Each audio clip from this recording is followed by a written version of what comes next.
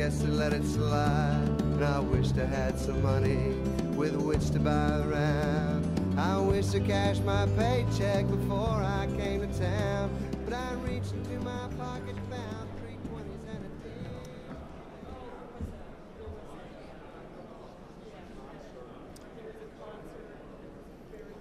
10. Mayors, if you could please take your seat. I've been watching to see as mayors file in, but we need mayors to take their seats up front so we can begin our session.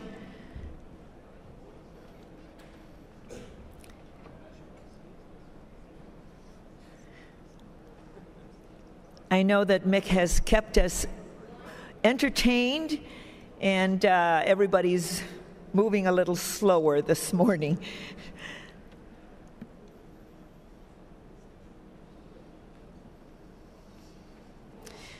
Good morning and welcome to the business session of the 78th Annual Conference of Mayors. I know that you all enjoyed the wonderful event we had last night. Mick, thank you again. You have just outdone yourself each night. The events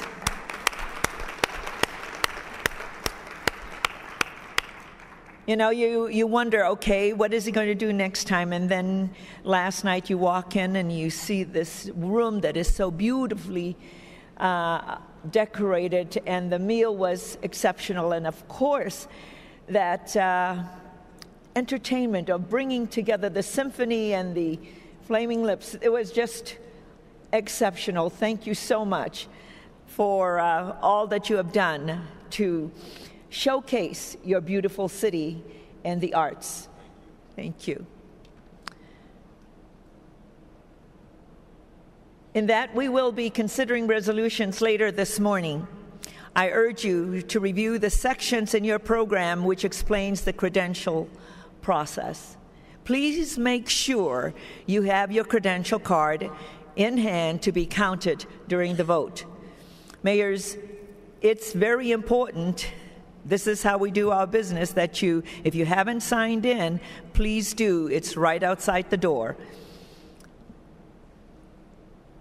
I now would like to recognize and call Mayor Stephanie Rawlings Blake for a presentation on the 79th Annual Conference of Mayors in Baltimore, Maryland, on June 17th through the 21st, 2011. Mayor, we are very excited about heading to Baltimore for next year for our annual meeting. Let's see a video, and then we will hear from Mayor Blake.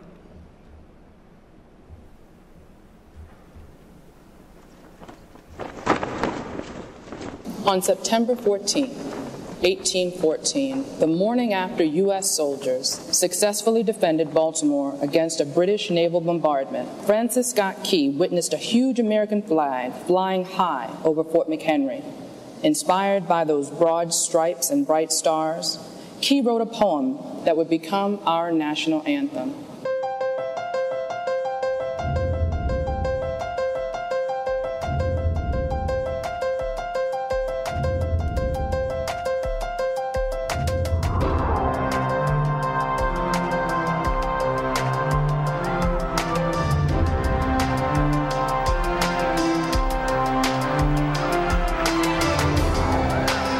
Baltimore's story is a story of survival.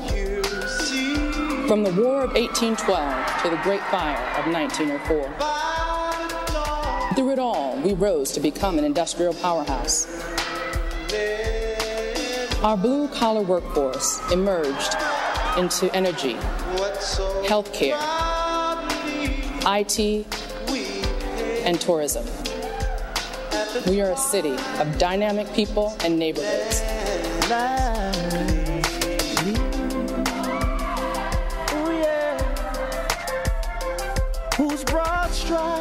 Travelers from near and far visit our world-class National Aquarium, Science Center, and Inner Harbor in record numbers.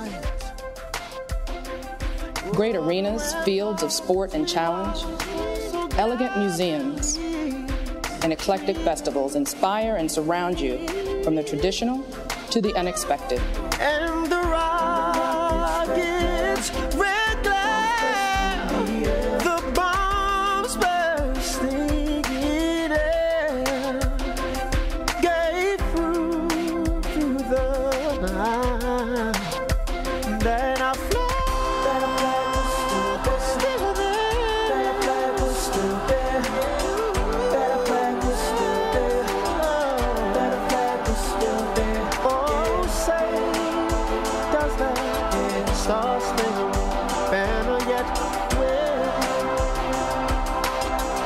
I see the city as a great place for people to visit and a wonderful place to call home.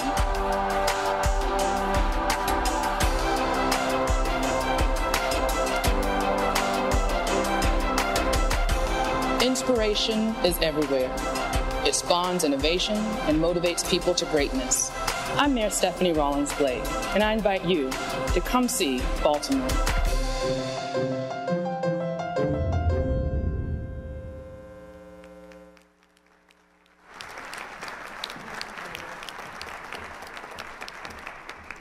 Now you know why I love Baltimore.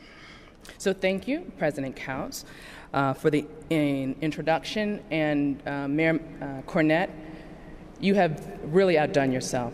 I am so happy that I had a chance to visit your great city, and thank you for your hospitality. So I hope you enjoyed the video. I hope you enjoyed the mixed voices of my favorite, Marvin Gaye, and Mario, who's a Grammy-nominated R&B singer who's from Baltimore. He also had some acclaim on Dancing with the Stars. He almost won it. So I'm proud of that video, of course, but it's impossible to capture everything I want to share with you about the city that I love.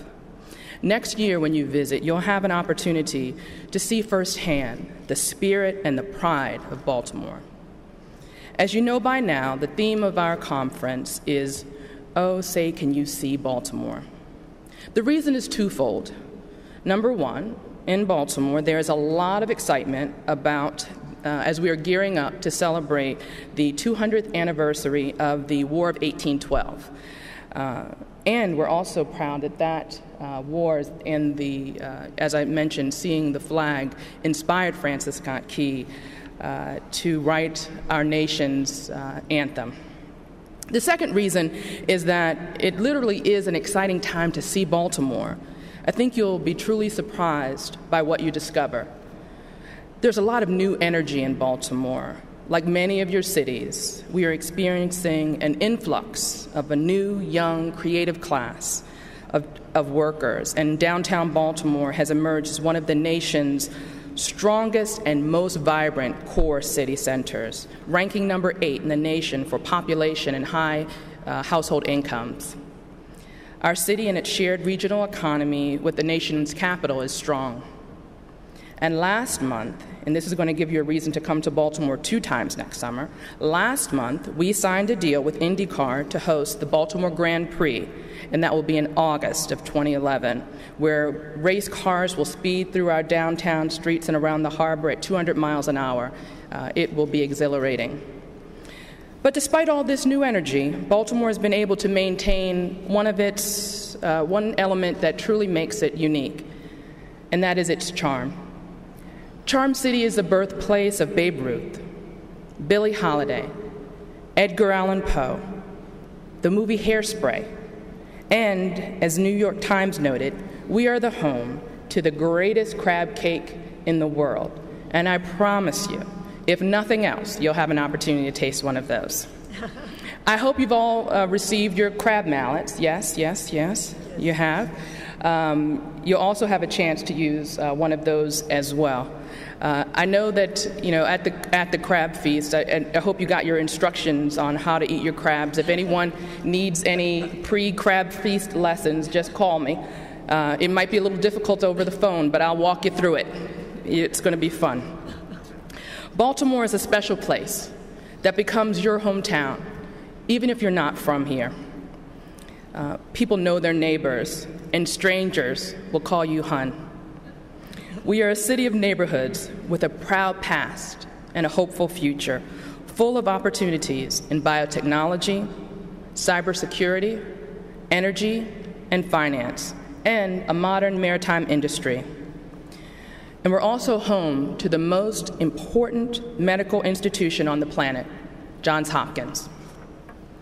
When you visit, you'll also see the first-class attractions that we have to offer, such as our Inner Harbor, Oriole Park at Camden Yards, the National Aquarium, the Maryland Science Center, and our Museum of African American History and Culture. There will be plenty of opportunities for your family to enjoy the conference. So on behalf of the people of Baltimore, we are deeply honored to host the U.S. Conference of Mayors next year. As a new mayor, sworn in less than 130 days ago, I cannot tell you how exhilarating it is to be here representing Baltimore and having the opportunity to welcome all of you, the leaders of our great country, to our city. What I have learned here so far at this conference is that one of the most tangible and real outcomes of the U.S. Conference of Mayors annual meeting is the sharing and collaboration of new ideas to make America's cities better, safer, and stronger in public safety, public education, and economic and neighborhood development. Baltimore wants to know what's working in your cities so we can take it and make it work for us. I've also learned that there's no pride of ownership here. And I just have to add how humbling it is for me to be so welcomed into this organization and to hear from so many mayors that they want to help me make Baltimore as best as it can be. And I want you and each and every one of you to know that I will do everything I can to share the good ideas that we have in Baltimore to help your cities as well. I am truly grateful, truly grateful. So again, if your city has a good idea, Mayor Nutter already knows this, we want it. I don't have any problem stealing your ideas, sir, and taking them right on down 95. And I want you to see what we have as well. Invite you to make it your own. With the Conference of Mayors, America's cities stand together and work together to address shared challenges, as well as discover new opportunities. Again, thank you. Thank you for the opportunity to host the U.S. Conference of Mayors meeting next year. I think you will be surprised by what Baltimore has to offer. And Baltimore can't wait to meet you. Thank you.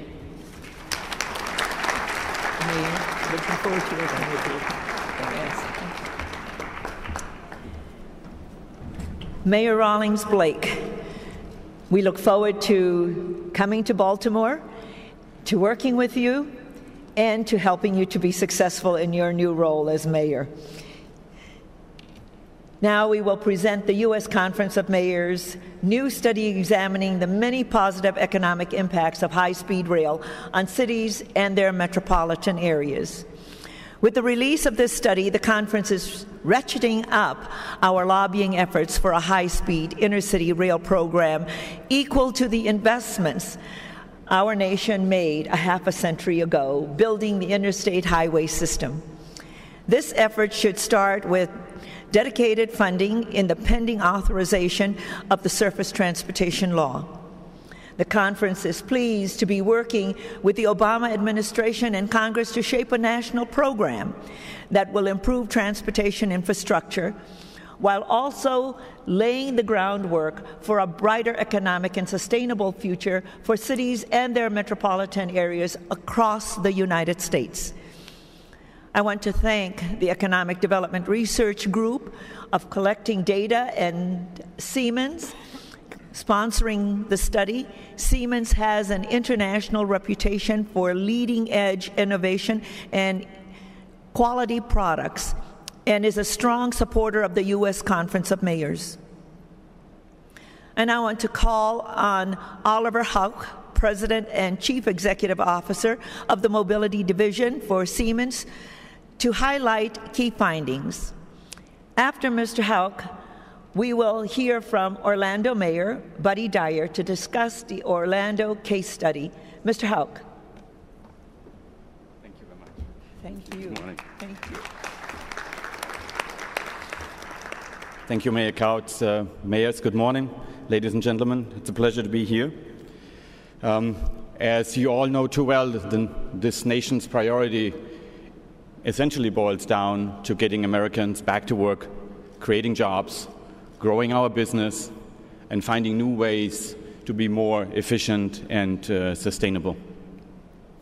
Over the course of the past few months, some of my colleagues within Siemens have worked with the Boston-based firm Economic Development Research Group, also known EDR, to take a look at a particular technology that could create jobs and stimulate the economy. Of course, I'm talking about high-speed rail. By the way, in that weather, high-speed rail would still be going. Airplanes are grounded.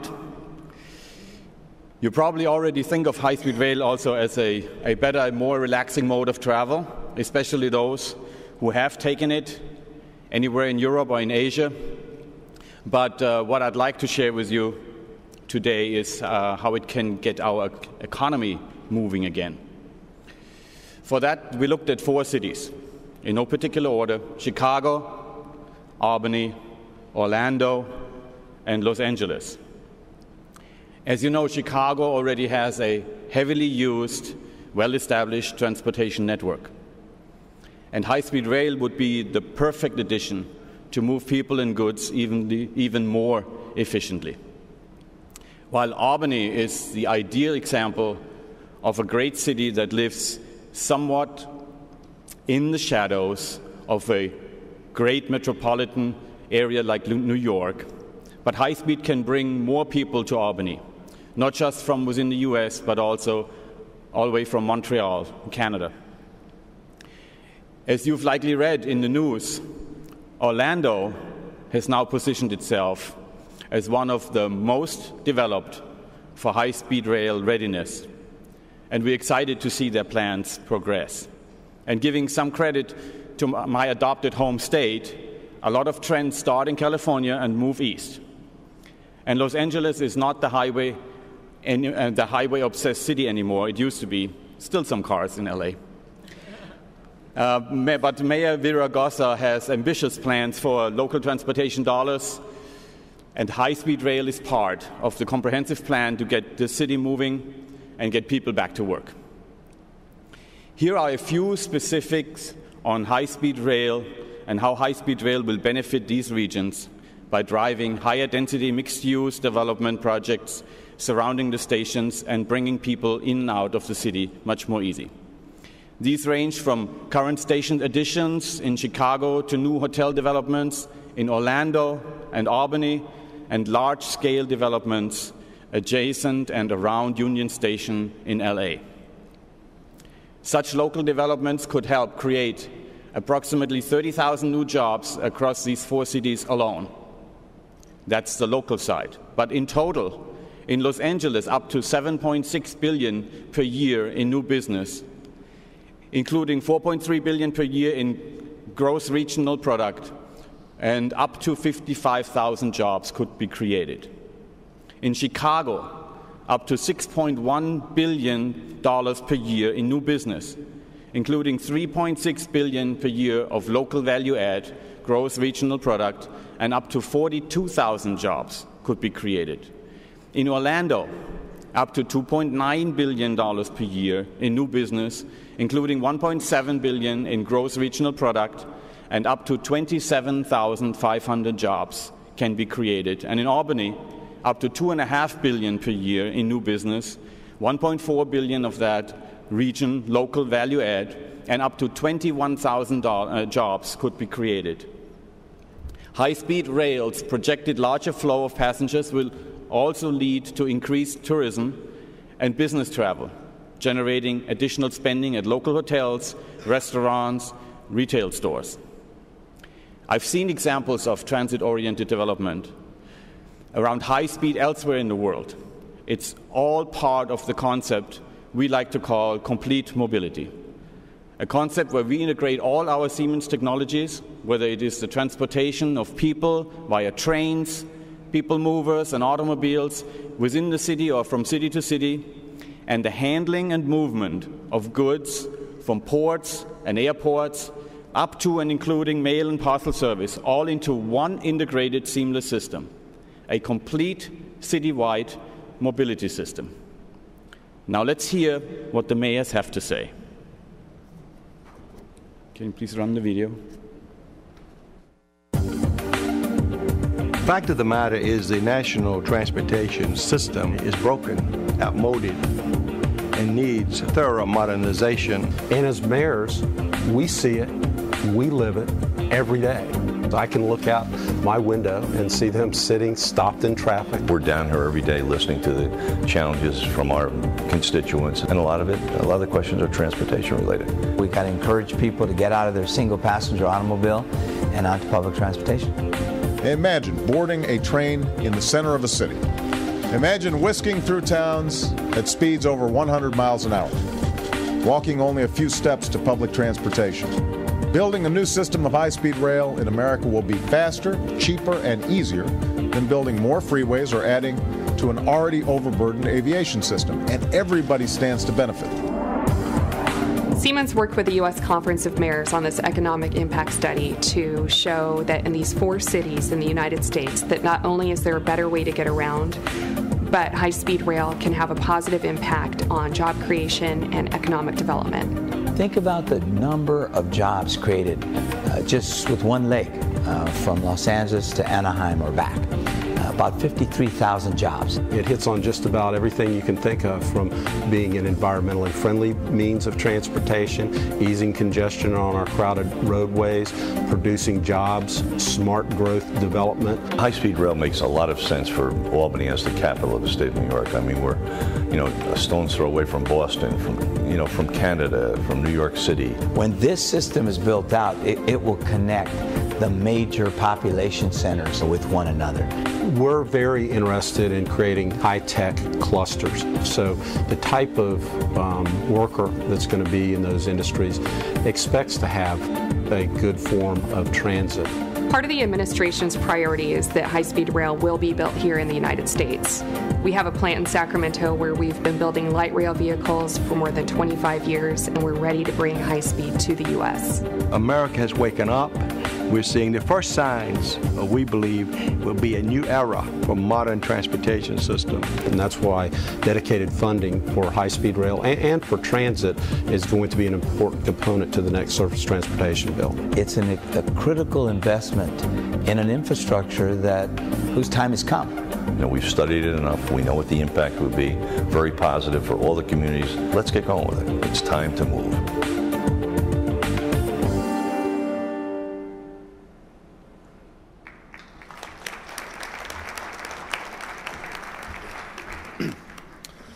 Good morning. It's a privilege to be here among my peers and to participate in this study, and I want to thank Mayor Kautz for the invitation to speak. I also want to thank Siemens. They're amazing partners and have about 3,000 employees in the city of Orlando. Like many of my fellow mayors, I was born and raised in the city in which I now serve as mayor, and I've watched Orlando grow and change from cow pastures and orange groves into the modern city that it is today. In fact, I know the cow part really well. My first job was shoveling manure out of my father's cattle truck, and yes, a lot of people make the comparison between that job and the job that I have today. But in all seriousness, growth and change is why we are focused on high-speed rail. And the creation of a high-speed rail system offers each of us an opportunity to answer the important question, how do we fuel our economies and how do we shape the future of our cities? Orlando will soon be home to not one, but 2 major rail projects. America's first dedicated high-speed rail line between Orlando and Tampa, and a modern breed of commuter rail that spans 61 miles with downtown Orlando at center. And I can't overstate what this means. Thousands of jobs, a roadmap for smart growth, and a transformational shift in the way we work, travel, and affect our environment. But just a few years ago, it looked like Orlando would never be in this position. The story that I've been asked to tell today is how our community refused to accept failure in our pursuit of rail, and how the model for partnership that evolved from our effort might be used as a blueprint for others. This is a drawing of a planned Orlando monorail from the early 1960s. It was just one example of 40 years' worth of failed rail efforts. In 1997, we had full federal funding in place for a light rail system with city support, but it failed with a 4-3 vote at the county level. A decade ago, we started and then stopped plans for high-speed rail. The reason? Central Florida's many local governments simply could not get along, and they didn't work very well with the business community. When I ran for mayor in 2003, I pledged to repair the relationship between Orlando and the surrounding county government. Just two governments working together. That was where we started. We experienced some early successes in projects that would revitalize our downtown, that would help the homeless and diversify our economy beyond tourism. From that, we began to develop a more ambitious agenda for regional cooperation. And our model was relatively simple. Bring governments, business, and civic organizations together, share the responsibility, share the credit, create a vision for something, and then build consensus for that vision.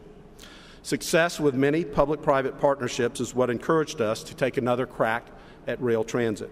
In 2007, after a lot of hard work, Central Florida's governments came together as local funding partners for a commuter rail project called SunRail. Governments that weren't on speaking terms a few years ago were now in unanimous support.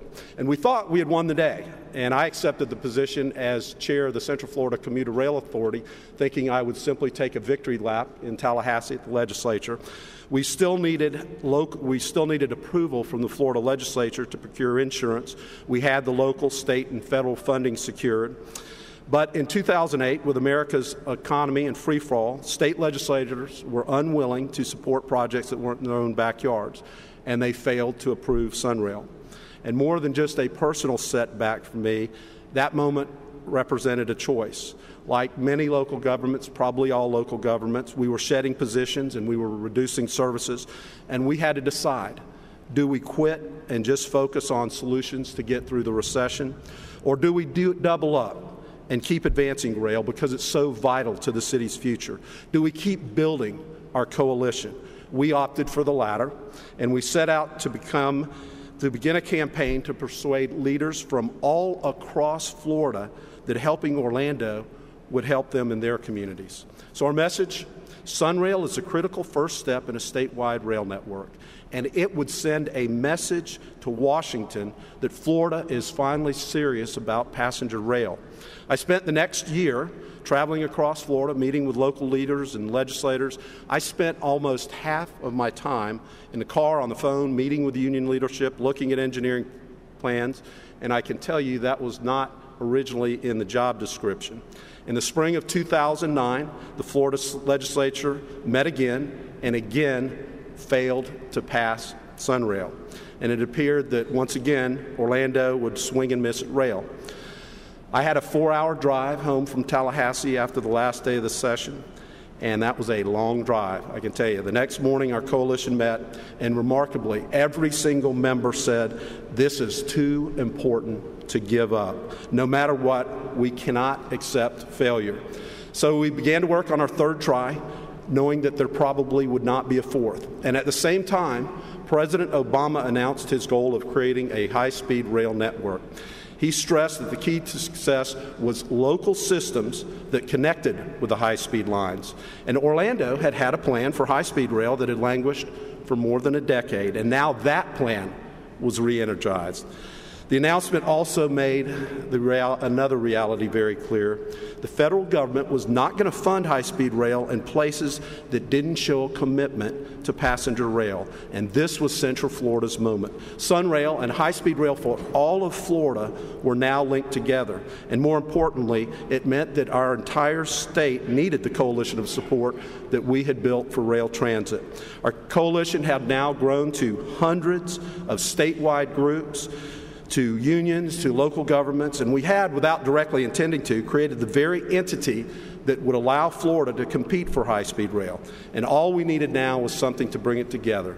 In November of 2009, with the help of a bipartisan group that included Florida's United States senators and House members, we welcomed United States Secretary of Transportation Ray LaHood to Orlando, and he delivered a powerful message. Florida, get your act together if you want to compete for high-speed rail. And our group was then able to convince the leadership of the Florida legislature to call a special session just weeks later, and there the legislature approved SunRail. And they also created a historic framework for Florida's rail transportation network that would ensure federal funding for high-speed rail in Orlando. So looking back, it's remarkable that what we started out as a local, then regional effort ended up being the spark for Florida's part of our nationwide high-speed rail network. And our success has been possible because local governments took it on themselves to make this a priority, and everybody bought into this shared vision for the future. As other cities look at Orlando's story, I think that's the most important takeaway.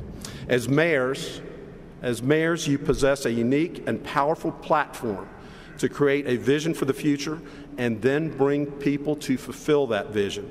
I believe that it is key that the leadership of America's mayors is going to be one that proves the success of high-speed rail.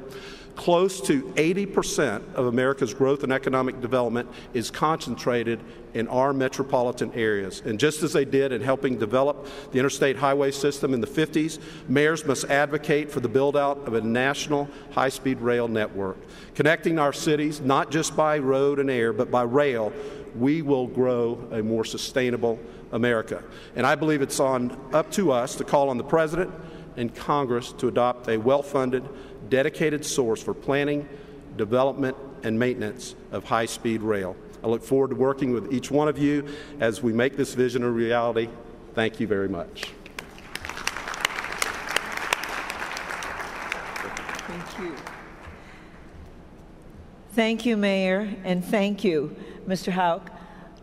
It takes vision, courage to come together and to deliver a vision. Now, it also took a lot of hard lifting at the legislature, but you got it done.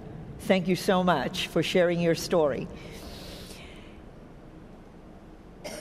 Ladies and gentlemen, Kathy Zoe is the Assistant Secretary for Energy Efficiency and Renewable Energy at the U.S. Department of Energy. And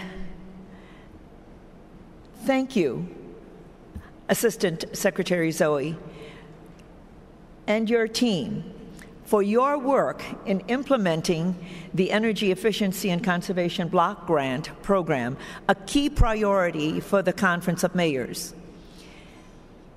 We appreciated that you met with us, with Secretary Chu, and worked with us.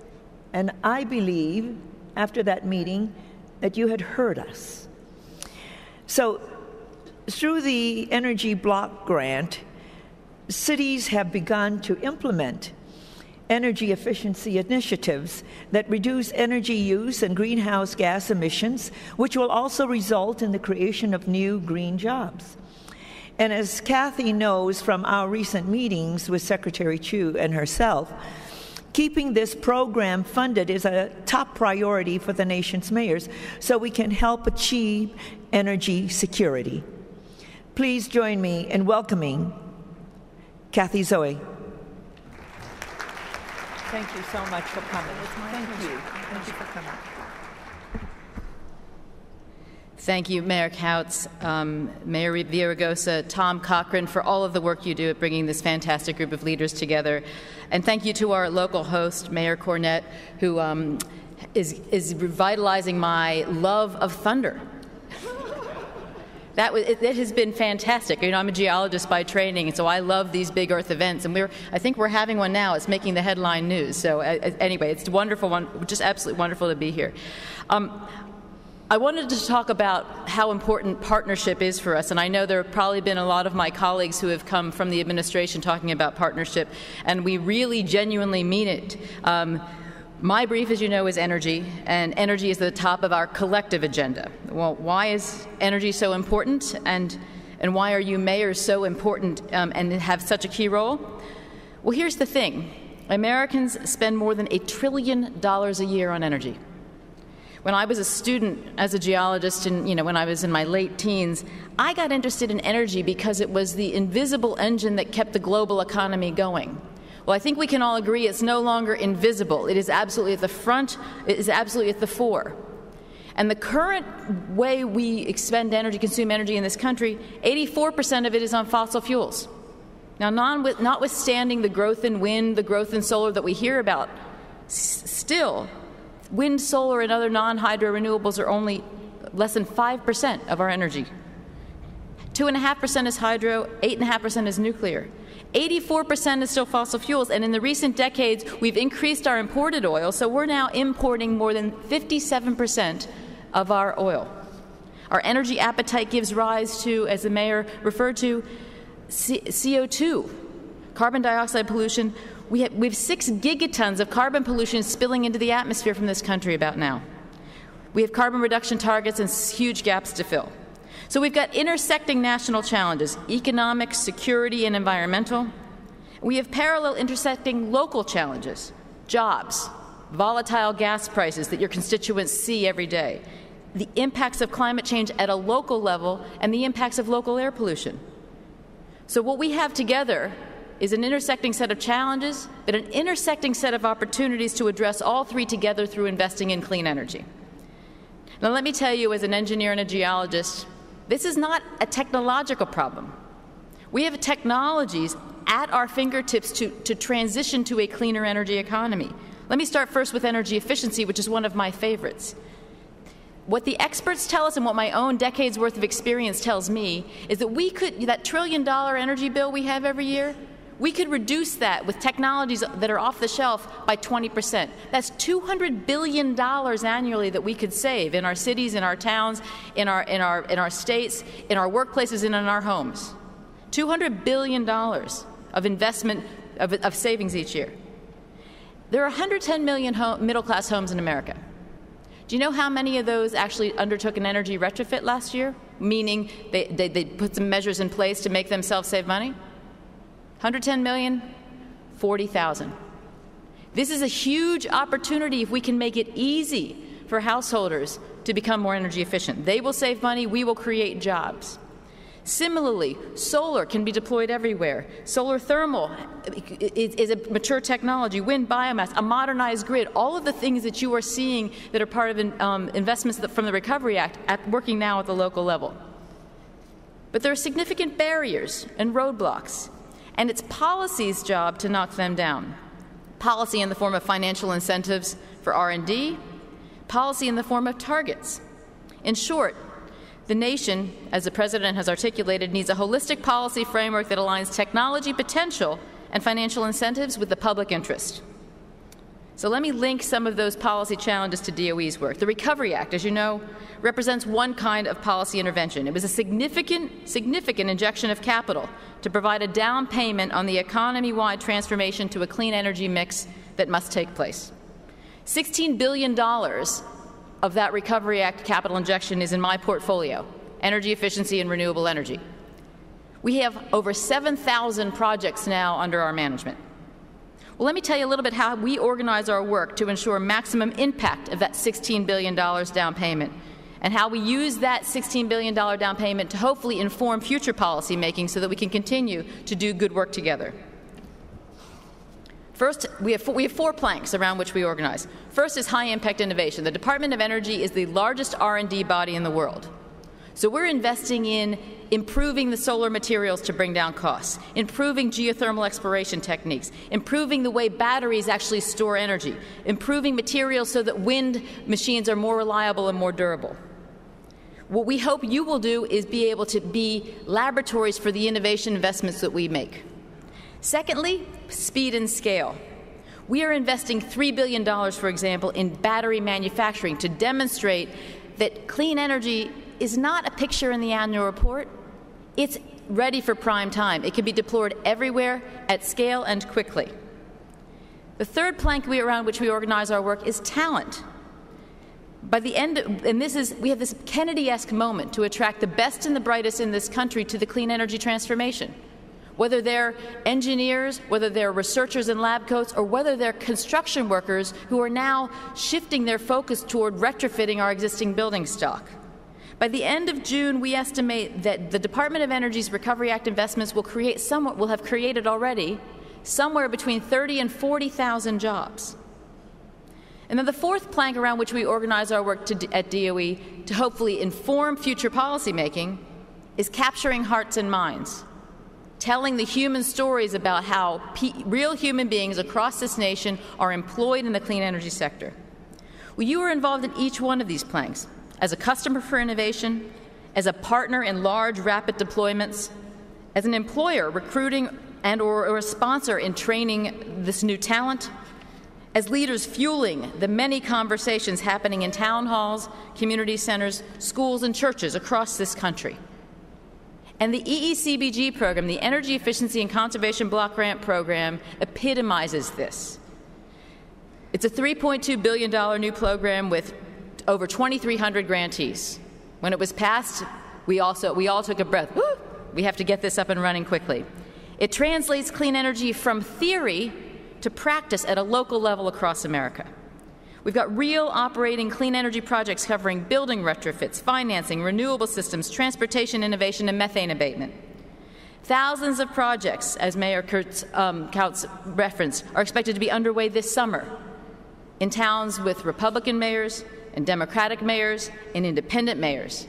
One of the wonderful things about ECBG is that it demonstrates that clean energy is not partisan. It just makes good sense for the economy going forward. We've got libraries, police stations, traffic signals, streetlights, schools. All of these are replicable, cost-effective projects creating good jobs at a local level in literally thousands and thousands of communities. As of last week, over 94% of the $3.2 billion had been green-lighted for spending. All conditions removed. We want you guys to go, go, go. Over $1 billion, I'm told, has been obligated by the cities to grantees, which means that the money has been put into contracts and the work has well and truly begun. We've worked through many challenges together in getting this program up and running, and overcoming these challenges is worthy of celebration. At the Department of Energy, we created SWAT teams that spent 34,000 person hours getting the grant processes through. We have actually, believe it or not, streamlined procurement. I mean, the thing that I think everybody was surprised about, the mayors were surprised and the political leadership at DOE was surprised, this program was modeled based on the HUD program for block grants. The Department of Energy, because half of our work is associated with weapons, the procurement systems are, some would say more rigorous, some would say more torturous. Either way, we've had to streamline those procurement processes for a program like EECBG, and we've come a very, very long way. We've tried to work with all of you on NEPA compliance, and again, we've cleared out most of those NEPA constraints. We've worked with you all on Davis-Bacon historic preservation. We've set up biweekly calls that hopefully are being useful for your staff so that we're answering questions as they come up. I mean, I often sort of joke that these brand new programs and the ramp up that we've experienced on the Recovery Act, going from, my base budget was $2 billion, we're now investing over $18 billion this year. It's a little bit like a whack-a-mole game. You think you've gotten through all of the barriers and then another little mole pops up and says, ha-ha. But my job is to just keep working with my staff and with all of you, knock those barriers down and keep going. We've got reporting transparency, and so that we collect data so that we can tell the stories about how these programs are actually operating to the public, to the taxpayers who are saying, look, this is all this money there, this was supposed to be for shovel-ready projects, let me see the results. And so that's why we collect this data. So we've unleashed a huge amount on the formula grant program, that's $2.7 billion. We've also unleashed huge innovation with the competitive part of EECBG, which we also call Retrofit Ramp Up. This is a $450 million program that was awarded to over 25 applicants covering more than 40 local communities. This was competitive. Cities had to bid. It was 8 times oversubscribed. We're piloting highly innovative, sustainable business models for undertaking neighborhood-by-neighborhood retrofits, so that next year and the year after and the year after, those number of retrofits is no longer 40,000. We ramp it up to 4 million retrofits a year. We're working this retrofit ramp up kind of like a cable TV rollout. When you do the systems geographically, as many of you know, because you have to run garbage collective systems and water metering systems, you know you do a neighborhood at a time, it's much more efficient. So that's what we're doing here. We've got 5-to-1 leveraging of other sources of money with the federal government money. This is a brand new model. You guys have put together unbelievable partnerships with business, with the local utilities, with financial institutions, with community groups. These innovative business models are brilliant, and we're pulling together the 25 awardees the first week of July in Washington, and we're going to start sharing best practice amongst those communities and get those lessons out to others across the country. So now the challenge is going forward. We are in a good place. We've made much progress, as Mayor Couch said. But we have to work together to ensure the program lives up to its potential, that its architects are proud, and that its skeptics, and there are a few, are won over. There are 4 specific categories of challenges that together deserve our attention. The first one is payments, also known in Washington as costing. Please invoice us. Please. We have a goal. It's a $2.7 billion program for the formula area. Our goal is to reach a ramp rate of having you invoice us $100 million a month. So let me tell you where we've been, because we're falling short of that. In March, you invoiced us $26 million across the board. In April, it was $32 million. In May, it went down to $28 million. So far in June, we're at about $18 million. We really, really, really would like to get to $100 million a month, because we then can say to the public, to the skeptics, to Congress, this program is running at its ramp rate. There are certain things. What we understand is that you've got projects underway that may have not been completed yet, but if there are things that have been done, please don't hold on those on invoicing the federal government. This is one of those weird circumstances where we would actually like to cut you checks, so please invoice us. The second area where we have a challenge together is to finish up the contracting. Right now, I am told you have about $1 billion worth of your $2.7 billion under contract. Quickly, if possible, put that into contracts, because again, that's another signal that we can say to the marketplace. Once a project has been contracted, we know it's underway. Jobs are being created. The payments is actually a lagging indicator. But if we can get those projects underway, it says to the president and the vice president, the shovels are actually digging from the shovel-ready projects that we talked about when the Recovery Act was passed. The third one is vigorous project management. There are many people watching how this program is going to do, particularly because it's the first time it's gotten funded. There are many advocates, but as I mentioned, there are a few skeptics. What we want to make sure of is that your best project managers in your city halls and in your city governments are doing good data collection. If they find a problem, they're doing a course correction. And if we have an innovation that becomes available, we do continuous improvement. During the course of this program, we've got 3 years to invest in the EECBG program. Vigorous project management is absolutely critical. I mean, there are going to be Inspector General reports, GAO reports, media reports. Let's make sure that we are proud of each of these projects that's underway. The fourth challenge which we have to work on together, which is a really fun one actually, is promotion of the results. What you guys can do at the local level is incite conversations. I mean, you know, the polling is that when you ask people, where do you get your information? Who influences your point of view on public policy issues? Other than Oprah Winfrey, the second answer is my friends and family.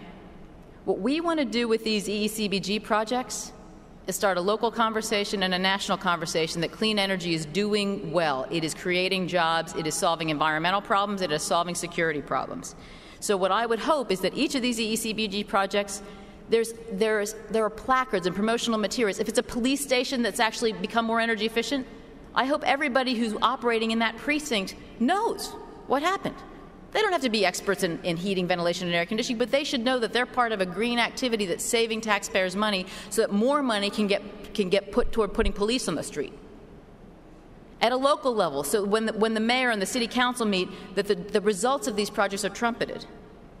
And what we would like to do is put your stories up on our website, which is called Energy Empowers, which is the stories with the human face of all of the success of these things. We have hundreds of stories up now, and I'm looking forward to, as we have regional meetings going forward, having the mayors come onto camera and talk a little bit about these very, very exciting projects so we can promote this good work across the country, promote this good work with our members of Congress, promote this good work with leaders everywhere. So in conclusion, the President has goals: economic, energy, and independence, and environment. The Recovery Act's a down payment, but it's just a down payment. We need much more to address the nation's challenges. We need economy-wide policies like a renewable electricity standard that builds domestic markets for what our overseas competitors are already doing. We need stronger targets for energy efficiency that will save consumers billions and put construction workers back on the job doing retrofits. You know, in the not-too-distant past, support for policies like these was considered bold in Washington. Well, and bold is not necessarily a good thing in elected office, as most of you know.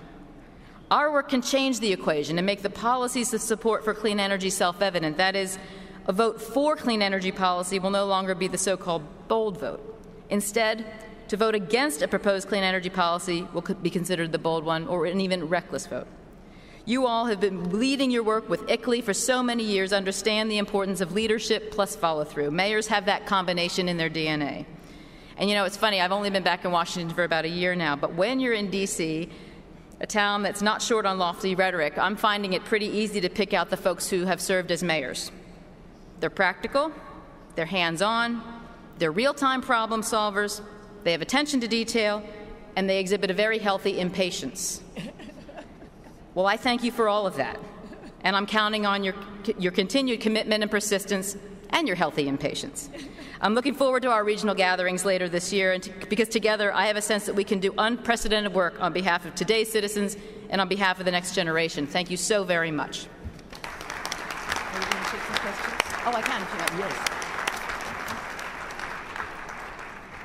Assistant Secretary Zoe is pleased to take questions this morning, and I will be the first one to ask the question. So are we going to have EECBG as ongoing funding? Because I love what you're saying about breaking down those barriers or any of those pop-ups that come up. So I'm wondering what the challenge is for us to make sure that we have EECBG included in your budget. Well, as you know, it was not included in the budget that the President presented for FY11. We now have a track record, and I guess I would say to you that should the Congress decide that they're as excited about this program as you all are, that we at the Department of Energy would be delighted and pleased to help you implement it. All right. What do we need to do to help you make sure that we have the Congress see this as a success? Well, I mean, I think just as with anything, I think that the members of Congress need to understand how important it is to the local communities, the success that we're having. I mean, I think one of the reasons I laid out the 4 challenges that we've got to work together on is that there are probably still a number of folks on the fence who are not sure that it's working as well as we think it is, that we haven't seen the results yet because it's a brand new program. It is a 3-year program, so why don't we just see this through? So again, I think that as a group, if you feel strongly about this, just ensure that you're providing the Congress with both the data and the stories, and we're working together on that. So I think that we're amassing a good information set. My team, we've invested a fair amount of time at capacity building within DOE, streamlining processes. So again, if the Congress deems it appropriate to include it in the next budget, we will work very well with you all to implement it. Great. Next, Mayor. Good morning, and thank you for coming.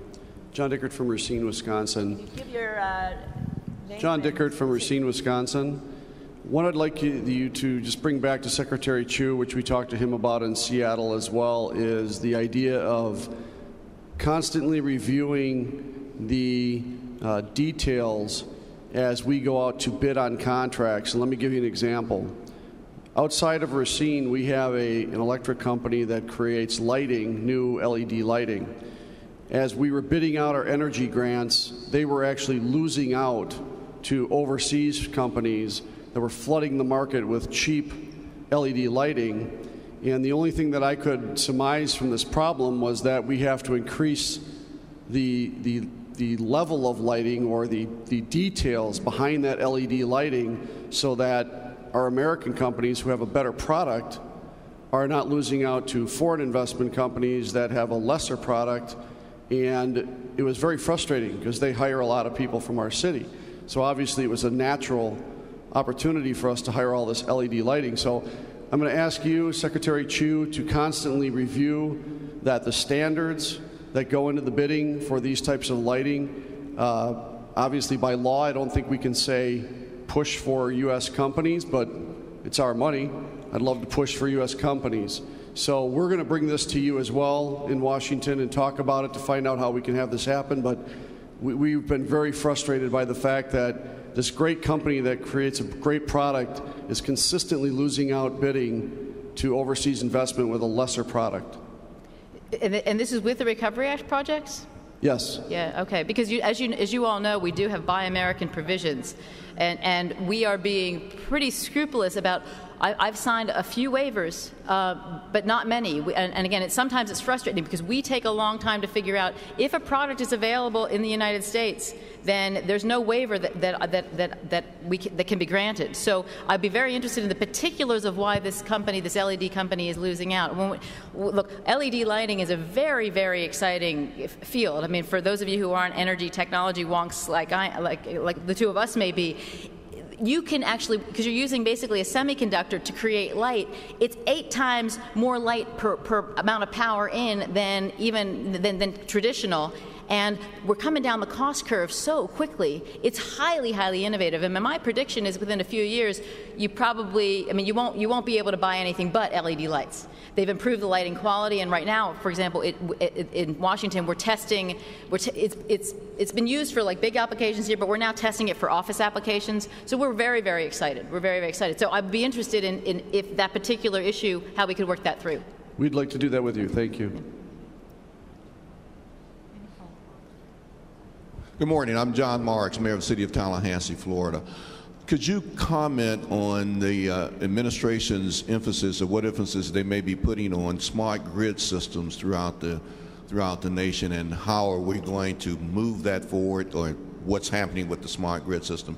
City of Tallahassee is doing this right now, and if we can get some assistance, some financial assistance to implement it further, it certainly would be helpful.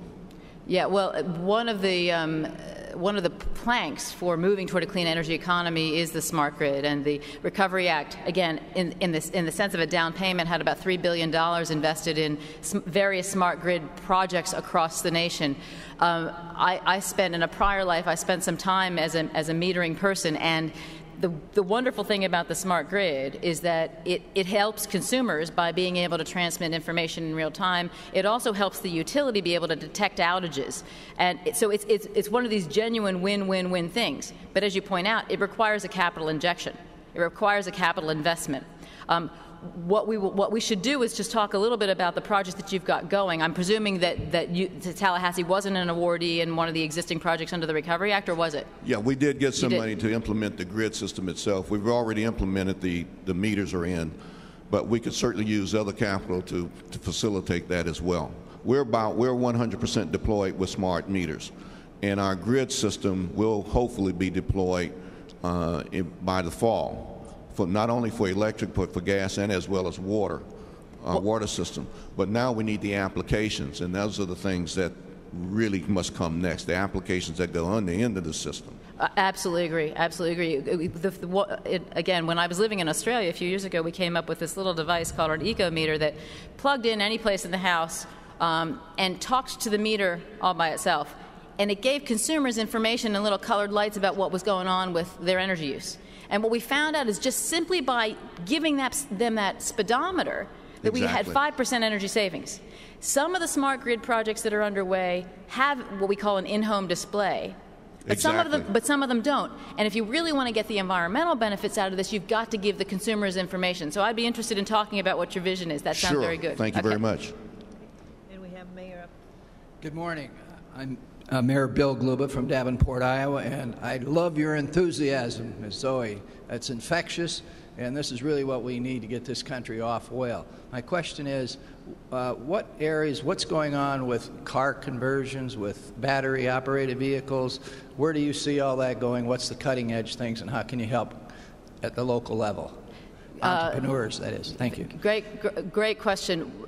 We, as you know, the Recovery Act. This is giant down payment. It's just, it's one of these things where the economy being in the doldrums created a lemonade out of lemon opportunities here. We've invested about $3 billion in advanced battery manufacturing. So we're going to have the capacity to get millions and millions of electric vehicles, plug-in hybrids and everything on the road by 2015. That's one of the president's goals. But the question is the infrastructure going to be available to the cities to support that? So a couple of weeks ago, the president announced, as part of an overall kind of vehicle initiative, a sort of a race to the top initiative for EV vehicles. So this summer, my vehicles team is going to be holding a workshop, and then we're going to be talking to various cities about how they want to contribute and how we can help with ensuring that the infrastructure is there to plug in. So that we maybe are working with the company so that all of the EVs have the same plug. Because if we don't think about this now, then we're going to end up with lots of little different things, and we won't be able to scale up quickly. So we have a huge appetite for that. The president is committed to it, and starting this summer, we'd like to work in particular with the mayors on our EV Cities program. So please be in touch. Thank you. Yes. Good morning. Robert Sabanjan, Mayor of the City of Waukegan. I'm right along Lake Michigan, north of Chicago. And we have been approached by a group, I can't identify at this point, about putting wind generators about 5 to 6 miles offshore in Lake Michigan. And I'd like to know whether we can count on the Department of Energy's financial support to help make that happen. And I had a second question, too, if you don't mind, which is building a hydrogen infrastructure for filling stations. I know California's got maybe 30 or 40 of them in place, and I'm wondering whether the Department of Energy is going to support an expansion of that out to other states. So first question on offshore wind. Again, the department is very excited about offshore wind. Historically in this country, we've only done land-based wind. The Europeans have a track record. They're ahead of us on offshore wind. The offshore resource is, as you point out, in the Great Lakes, and it's along the sort of the northeast coast from Maine down to maybe North Carolina, and on the northwest coast. We are doing more research than in my area than direct financial support. However, we do have a significant loan program that would probably be able to help on offshore wind proposals. So there are lots and lots of tools. We do very, very early stage research. We do applied research. I've asked for about $50 million in my next year budget to provide assistance on offshore wind next year. Whether this project would fit into that mix within my area, I'm not sure. But if not, there are lots of other tools in the toolbox that we should talk about. On the hydrogen stuff, again, there is existing hydrogen research that my team is doing. We don't have money in our budget now to support the hydrogen infrastructure at this stage. But we continue to invest in bringing down the cost of those hydrogen vehicles so that it will be a little bit closer to parity on making that investment as time goes forward. Right now, it's a little bit early for us to invest, for us collectively to invest in a lot more infrastructure on hydrogen when the costs need to come down a bit more to close that gap. Assistant Secretaries, Zoe will just take one more question, and then we need to move on. I just wanted to thank you because you, with Secretary Chu, were very helpful. Miguel Polito, Mayor of Santa Ana, you were very helpful in getting the block grant dollars out to us recently. And not only that, but now we're beginning to implement them, as you know from the reports around the country. What I want to do is figure out a way where we can invite you and the Secretary to come out to our cities so you can see all the wonderful things that we're doing every single day, and ask you to help us with Congress, because we've got some friends in Congress and we're still trying to get into the budget for next year. Help us through these projects that you see and through the jobs that we're creating and through the energy around the country. Help us through your very important position with the Department of Energy as it relates to the near future. Well, we are very excited to see the projects in action. What we also want to do is, again, use new media, use IT to be able to get that message out, to send camera crews out and whatever, because there are 2,350 grantees. I would love to visit every single one of them, as I know the Secretary would. But we obviously won't be able to do that. But the message is really, really important. And again, what we're trying to do with Energy Empowers is collect that data. What we do is we sort it by geography. So our interns are going to be delivering some of those stories up to Capitol Hill this summer. so that congressmen know and senators know, wow, this is happening where I live? And if we can aggregate that information, we can say what kind of a total impact we're having, and how many jobs we're creating by state or by city. Yes. We can talk about how many megawatts we're deferring, how many power plants we're not having to build because of our conservation measures. We can really bring all of this into reality. I absolutely agree with that, and I know that there has been a little bit of pushback from your staffs on some of the data collection work that we've asked for, but let me tell you that this is precisely the reason we're collecting the data. Because if we aggregate, let's just say for a second we've got 2,350 grantees. Each one of them on average has maybe somewhere between 5 and 20 projects, call it 10. That's 22,000 projects that tell a story if you know what the data is. And so, again, we are hopeful that it's not that you can convey to your staffs, as I do to mine, this is not meant to be a burden. We're trying to do this simply, but if we don't collect the data about the number of buildings being done and the kinds of energy savings that we're accruing, we can't possibly gain support for these sorts of efforts in the future. Thank you very much. Thank you so much. You don't know how much we appreciate your coming here and your candidness. You're going to be the person we work with. Thank you. My pleasure. Thank you. Thank you very much. Mayors, I know that many of you are anxious about the weather, and so is Mayor Cornett. So he slipped me a note. He's really making sure that we're very well taken care of. And he said, to mayors who are departing today, the airport is open. He tells me that flights are operating. Wait a minute. Flights are operating normally, except those of you who are flying American Airlines, they canceled a few of their flights, so because of the lightning, not the rain. So travelers, please, he encourages all of us to check the status before going out to the airport. But right now, the information he has received is that the airport is open. Okay.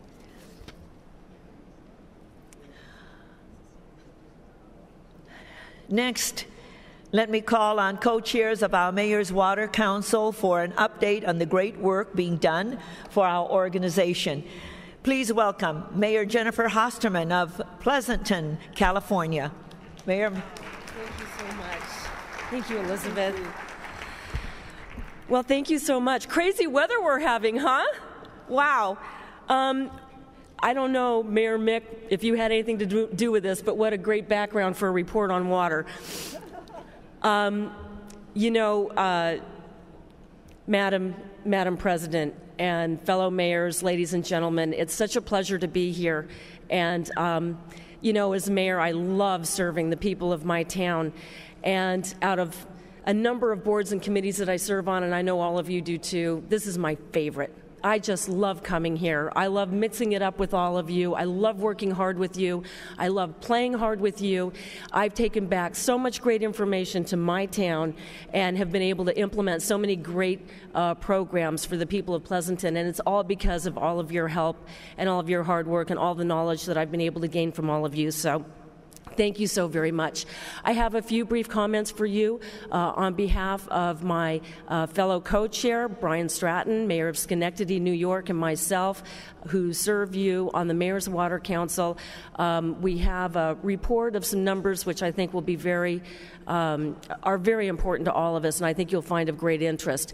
So I want to start by sharing with you that in Pleasanton, a little over 70,000 people, we have absorbed all of our water rates since 2001, and the people of Pleasanton haven't seen a raise in their water rates since then. We just, with council support last week, approved a water rate increase of a little over 7%. Now, I think I did a pretty good job of educating my public, but we'll have to wait and see. So if I show up again, I did a good job. If not, you'll know that I was tarred and feathered and run out of town. So with that, in Pleasanton, the average use of water is 40 CCF, 100 cubic feet, which over a billing period of 60 days equals roughly 30,000 gallons of water. To give you some perspective, the national average is 23 CCF. So in Pleasanton, we really like to water our lawns. So with this rate increase, we included for the first time a fourth tier. And for those people who do insist on using vast quantities of water, we're really going to slap them upside the head. They're going to pay dearly for it. And so it'll be interesting to see and track over the next several months and couple of years whether or not that has really been a good tool. So with that, I want to deliver to you this morning the report of the Mayor's Water Council. I'm going to show you just 5 slides. They're not glitzy. And this information is reflected in the trends in local government expenditures on public water and wastewater services and infrastructure. This is a report that was put together by our staff here at the USCM and the Mayor's Water Council. You've all received this in the past, and if you need a new copy, we can get it to you. It's a book. You may think it's a lot of reading, but really the first 15 pages tells the story. So with that, first, we have examined the whole issue of city spending on public water and sewer services and infrastructure from a historical perspective and by projecting spending into the future. This is intended to provide us with a sense of what we have to plan for and how to measure the effects of unfunded federal mandates. Next slide, please. The top trend line in this slide represents the continuing increase in city spending over 53 years. The bottom 2 trend lines represent capital spending and operations and maintenance spending. One of the things we learned is that operations and maintenance spending started exceeding capital spending in the mid-1980s. This represents nominal dollars. Slide 3, please.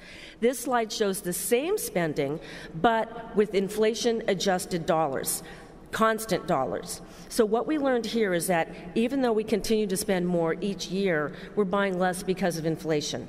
Slide 4, please. In 2008, local government spent a total of $93 billion on water and sewer. Federal financial assistance in that same time period was about $2 billion in the form of loans. In 2009, some ERA money was made available, and some of that was in the form of loan capital forgiveness. While this is helpful, it doesn't make an appreciable impact on city spending to pay unfunded mandates. Last slide, I believe. No, second to last, slide 5. From 1956, and this is important, from 1956 to 2008, cities spent $1.6 trillion on water and sewer services and infrastructure. This is $1.6 trillion over 53 years. Conference staff has made some spending projections for the next 20 years. The low-range projection, mayors, over the next 20 years is $2.5 trillion in infrastructure. The high-range projection is $4.8 trillion. Last slide. Increased spending is a result of population growth, greater reliance on you bigger cities, the metro water systems, and mostly the cascading effect of the continued unfunded federal mandates. One of the most costly unfunded mandates is combined sewer overflow controls. These controls result from EPA enforcement actions and cost in the hundreds of billions and sometimes millions and sometimes billions of dollars. As of this February, your mayor's council has engaged the EPA in a dialogue on the CSO control enforcement actions. We asked Administrator Lisa Jackson to direct the regional offices to work with our cities on these control agreements. The current EPA policy includes many promises to be flexible. And ladies and gentlemen, this has just occurred over these last several months, really since early spring. What we have learned from member cities is that the EPA regional offices were not allowing for that needed flexibility. They're making paper calculations to determine what is an affordable control cost, and they're demanding that cities pay the maximum amount. We know that we can achieve the same or better results and come into compliance at a cheaper cost, and that, ladies and gentlemen, as you know, is good government. We want Administrator Jackson to support the regions and get the regions to exercise flexibility and match compliance controls using common sense. We are also asking EPA to give us credit toward compliance when we use green infrastructure methods in our control strategies. We know best how to come into compliance. We need the EPA to just step aside and let us do our job. Finally, we are asking EPA to work with us to understand. Thank you. Finally, we're asking the EPA to work with us to understand that CSO controls may increase our carbon footprint at a time when we were trying to reduce our footprint. We want EPA to work with us to figure out how to comply without increasing our carbon emissions. And any mayors who have an interest in the CSO issue or who want to become involved in the dialogue, please, this is what your Mayor's Water Council is all about. We're here for you. We're gonna dig in, stay in the trenches. We're gonna work with the EPA. We're gonna work with the DOJ, and we're gonna help the larger cities as well as the smaller cities come into compliance in the best way possible, at the least cost possible, and in the greenest way. So with that, if you have an interest, sign up to be a member of the Mayor's Water Council. Show up. You got to show up, or we don't know what's going on in your city, and you can't be a part of the conversation. And we'll make sure that the President makes your appointment by letter available. So, ladies and gentlemen, again, thank you so very much for having me this morning, and I look forward to seeing you at our next Mayor's Water Council, hosted in Pleasanton in the fall. Our regular yearly meeting will be in D.C. on the 1st and 2nd of December, and then, of course, at our regular meeting in the winter. So thank you, ladies and gentlemen, very much. Thank you. Thank you so much. Yeah. Thank you, Mayor Hosterman, and thank you, Mayor Stratton, for your great work and wonderful report. Thank you. Yes, sir. Madam President, Frank Ortis, Mayor of Pembroke Pines, Florida. Just a quick comment, if I could, about the wonderful job the mayor does in the Water Council. I participated in it. Pembroke Pines has zero escaping in our ordinance. You can only water twice a week in order for us to get a consumptive use permit from the South Florida Water Management District. The quick comment I want to make is don't worry about the tar and feather for your 7%. Wednesday, I'm proposing a 25 to 35% increase. There'll be no more tar and feather for you left over after they get it done with me. Thank you, Mayor Ortis. Our past president, Mayor Riley, has asked that we hear a brief update from Sam Beard on the Jefferson Award. And Mayor Riley is our E.F. Hutton. You see, when he speaks, we listen. So please join me in welcoming Sam Beard. It is a pleasure to be here, and I understand the word brief. We are thrilled to present you with the Jefferson Award pin. We have a partnership with the United States Conference, and it's been wonderful. We love the mayors. We love you and your leadership. Oh, thank you so much, Sam. Thank you. And thank you for the pin. On my way to be brief, Tom Cochran, you are terrific. We've had the privilege of working with you with over 20 years, and thank Joe Riley for believing in us. Thank all the mayors. We've been here since Friday, and we've had the privilege of signing up and enlisting over 84 of you in the idea of getting 1 million students into volunteering and service, and doing it with student leadership. And each of the mayors has been wonderfully welcoming, and we completely appreciate it. Just from a mayor's viewpoint, my whole life has been public service, and I started on the streets of Bedford-Stuyvesant with Bobby Kennedy. And I've spent over 20 years in economic development through the National Development Council. I've had the privilege of creating and then running a program for each of the last 7 presidents of the United States, and we've created over 1 million jobs in cities, in inner cities across America. Basically, we started 1968 through today. So we love working with mayors. And Mr. Mayor, your welcome here, Mayor Cornett, is just terrific. Let's hear it again for Oklahoma City. I mean, this is just great.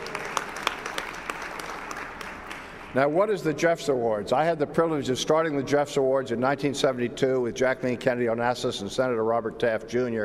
to create a Nobel Prize for public service. Our board of selectors is co-chaired by Harry Reid and Mitch McConnell as majority and minority leader of the United States Senate. Our board members are totally nonpartisan. It includes Teresa Hines and Laura Bush, Michael Douglas, Hank Aaron, and Whoopi Goldberg. Our past national winners are who's who of American history makers. 4 Supreme Court justices, Sandra Day O'Connor and Thurgood Marshall. 7 Secretaries of State, Colin Powell. Very significantly for us, the mayors are always innovative, always creative, always on the front line of America.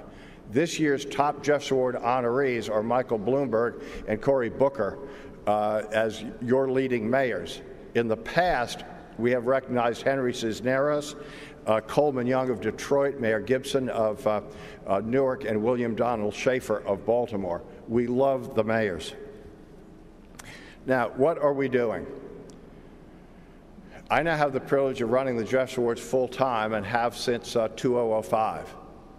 Our goal is simple. Let's pass the tradition of volunteering and service on to the next generation. Let's work with kids.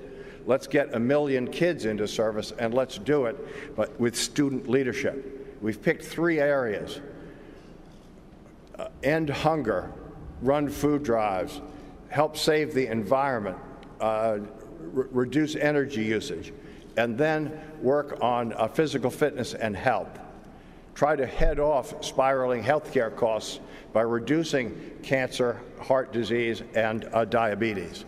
And let's do it with kids, and let's do it through the mayors. Now, what do we want you to do? Simple. Our life is simple. So we've already had the privilege of talking to 84 of you about this. We have a flyer. We'll be sending you a letter as to what it is. We hope you will allow us in your time, in your town. Simply give us someone to work with who interfaces with the schools and with kids. And then we'll provide how-to kits so the kids can take it and be the leader. Where we look for your leadership is we would like in September for you to stand up and hold a press conference with kids. Make a simple point. Pass the tradition of volunteering on to the next generation with the mayors in the lead. Then in December, we want you to have a wrap-up press conference, and let's hold examples in each of your town of the best schools and the best students and pass out Jeffs Award certificates of excellence, all under your leadership of multiplying volunteering. Just in closing, I've had a wonderful privilege of working with the Conference of Mayors. Thanks to Joe Riley and Tom Cochran, and then Mike Brown and Laura Waxman in 1989, with the Conference of Mayors, we initiated National Youth Service Day. Worked through the mayors. First year, 100,000 kids. Second year, 250,000 kids. Third year, 500,000 kids. In 2006, we had the privilege of going to Las Vegas, and the United States Conference of Mayors, all of the mayors voted to create a formal national partnership with the Jeffs Awards. And now we're back, and I'm trying to be as brief as possible. And with your help, we're going to get 1 million kids into service and do it with mayoral leadership and student leadership. And thank you very much. Thank you. That wasn't too long. Thank you. I will now present a report on our very successful Mayor's DollarWise campaign. Over 6 years, the DollarWise campaign has provided capacity grants to 16 cities to help jumpstart innovative financial education programs. The campaign has supported bank-on programs in San Francisco, Seattle, Denver, and Providence to help residents open bank accounts. Caguas, Puerto Rico has launched the first ever children's trust fund, providing an account for every child born in the city. And Omaha, Nebraska used its capacity grant to help deliver financial education to small business employees across the city. And these are just a few of the successful programs that have been funded. The DollarWise Summer Youth Campaign, in its second year, encourages cities to incorporate financial education programs into their Summer Youth Jobs program. I'm excited to announce that this year the campaign is providing summer youth grants of $2,000 each to Charlotte, Norwalk, Philadelphia, Houston, and Baton Rouge. The grants will be used to help educate kids on how to manage their first paychecks wisely. So far, nearly 50 cities have agreed to participate in the DollarWise Summer Youth Jobs Program, and we hope you also sign up. We encourage you to join this effort. This summer, my own city is working with the DollarWise campaign to demonstrate a new web-based financial education program for youth called Money U. Kids will be able to complete an entire financial literacy program online. A financial education expert will be available to help them through the process and answer any questions they may have. And mayors, please don't forget to register for our 2010 DollarWise Week activities this fall, where mayors promote financial education through special events in their cities. Of course, none of these activities would be possible without our DollarWise founding sponsor, Bank of America. On behalf of everyone here, I want to thank Bank of America for their ongoing support of our mayor's DollarWise campaign.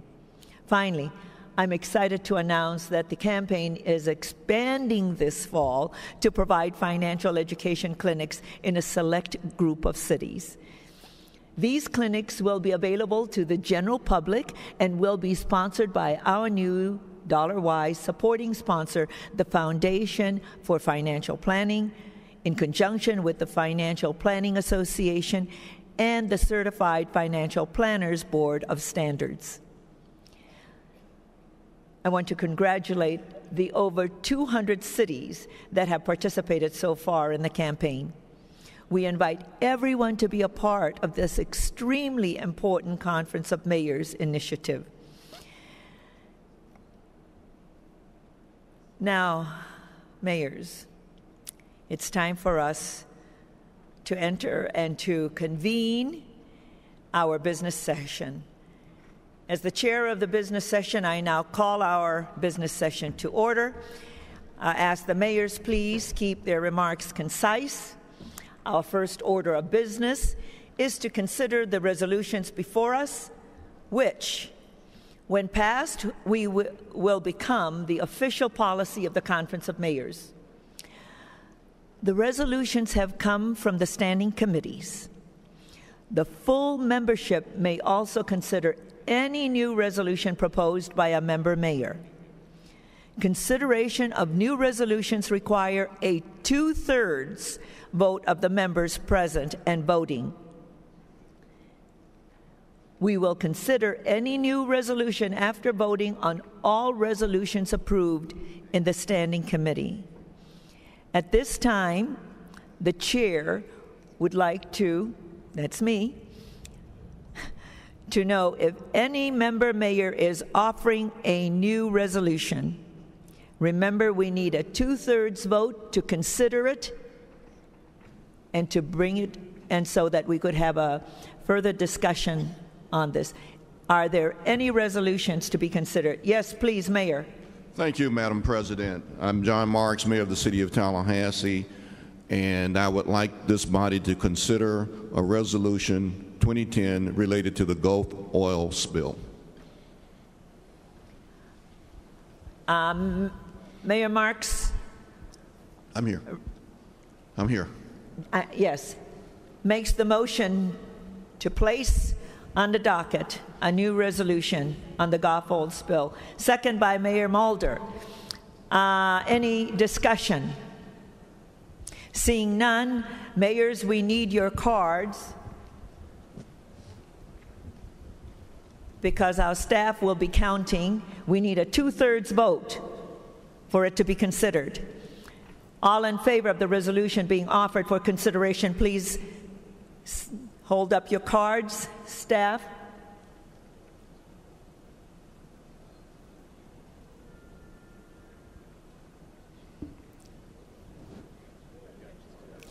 We have 2/3, and the motion passes. Thank you. That will be considered when the time comes. Thank you, Madam President. Thank you. Yes, and could we turn up the lights so that we can see the mayors, and is that possible for us to turn up the lights, because all the light is here and so it's hard to see who's out there. If the lighting folks can please turn up the lights so that we can proceed. Okay. The resolutions will be considered committee by committee in the order listed in the resolution book, which you have before you. All of you have your resolution books. The process will be as follows. First, I, as the chair of each committee or designee, will make a brief presentation on that committee's resolutions and then move for their adoption. No second is required for the resolution coming from a committee. Then I will ask if any member mayor wants to have an individual resolution pulled for a separate discussion and vote.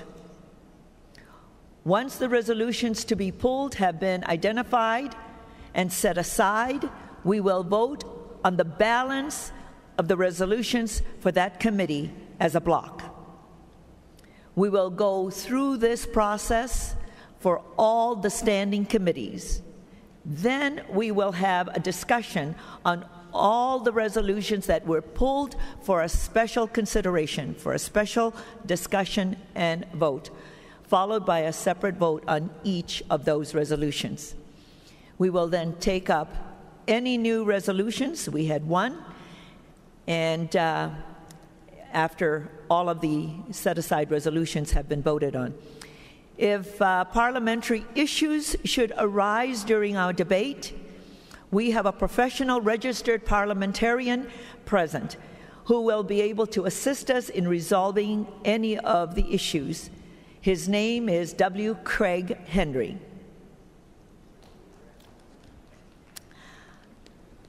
Let us move on.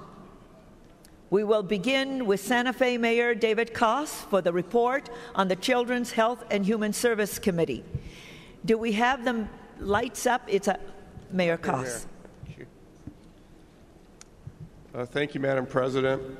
The Standing Committee on Children, Health and Human Services met on Sunday, June 12, 2010, to consider 15 resolutions submitted in a timely manner. The committee adopted all 15 resolutions. I move the adoption of the following resolutions: 1, 2, 3, 4, 5, 6, 7, 9, 10, 11, 12, 13, 14, and 15. Thank you, Madam Chair. All in favor, please say aye. Aye. Aye. Opposed, say nay. Okay. I forgot to ask. Did anyone want any pulled? Didn't seem like there were. We'll move on. I will remember to make sure that I ask if any need to be pulled. Second, Mayor Jim Schmidt of Green Bay, Vice Chair of the Community Development and Housing Committee. Mayor Schmidt, where are you? Madam Chair, Mayor Schmidt is currently doing a press conference. If you could please move on, I'll go get him and make sure that he does the next report. Okay, we will set this aside and move to the next.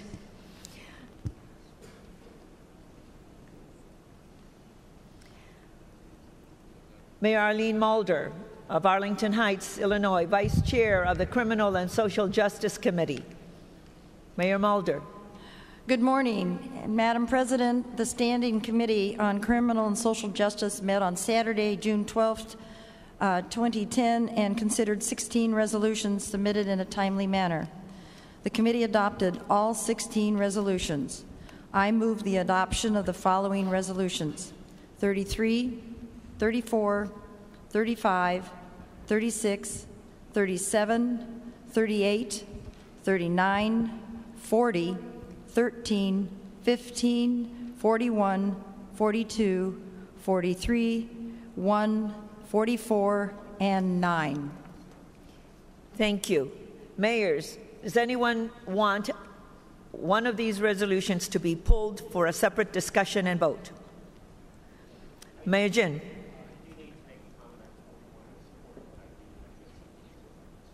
Can you get a microphone to Mayor Jin, please? Madam President, I need to pull item 41. I am in support of this measure, but I need to get some comments on the record with regards to this. So I ask that this be pulled. Thank you. Okay, I acknowledge number 41 will be pulled. Any others? Item 41 is going to be pulled. We will vote on it separately at the end. Any other items to be pulled?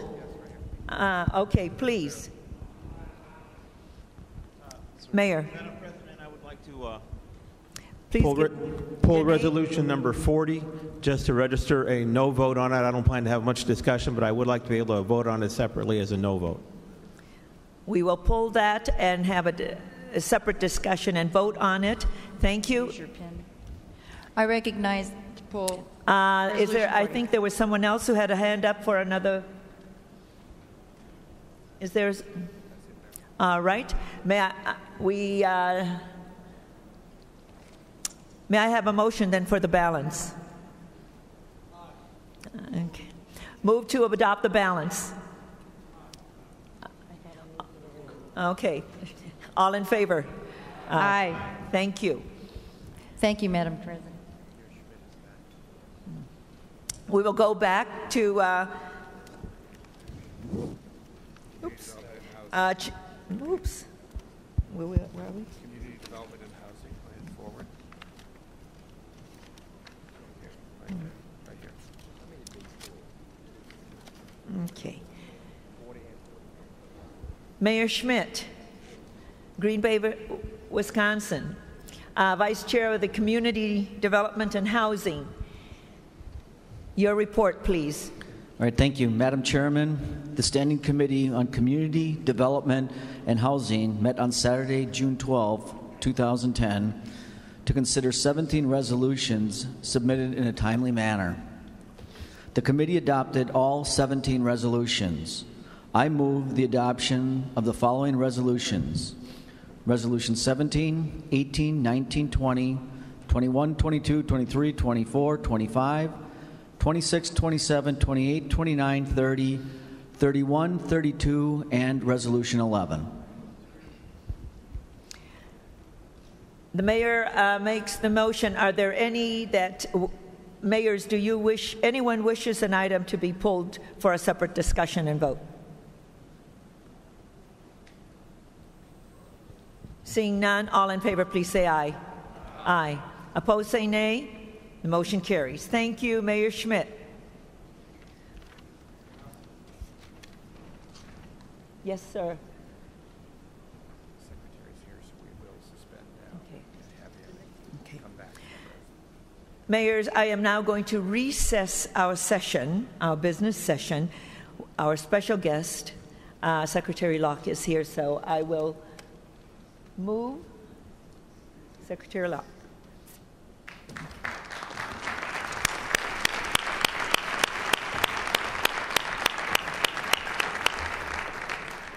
Secretary Locke, let me introduce you. Thank you for coming.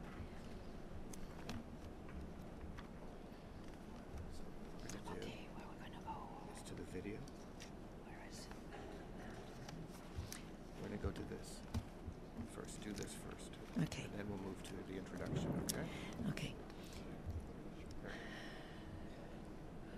Mayors and honored guests, Vice President Biden has sent us a video message for our annual conference. As we know, Vice President Biden has been leading the administration's implementation of the Recovery Act and has been working closely with mayors. Mayors, Vice President Biden.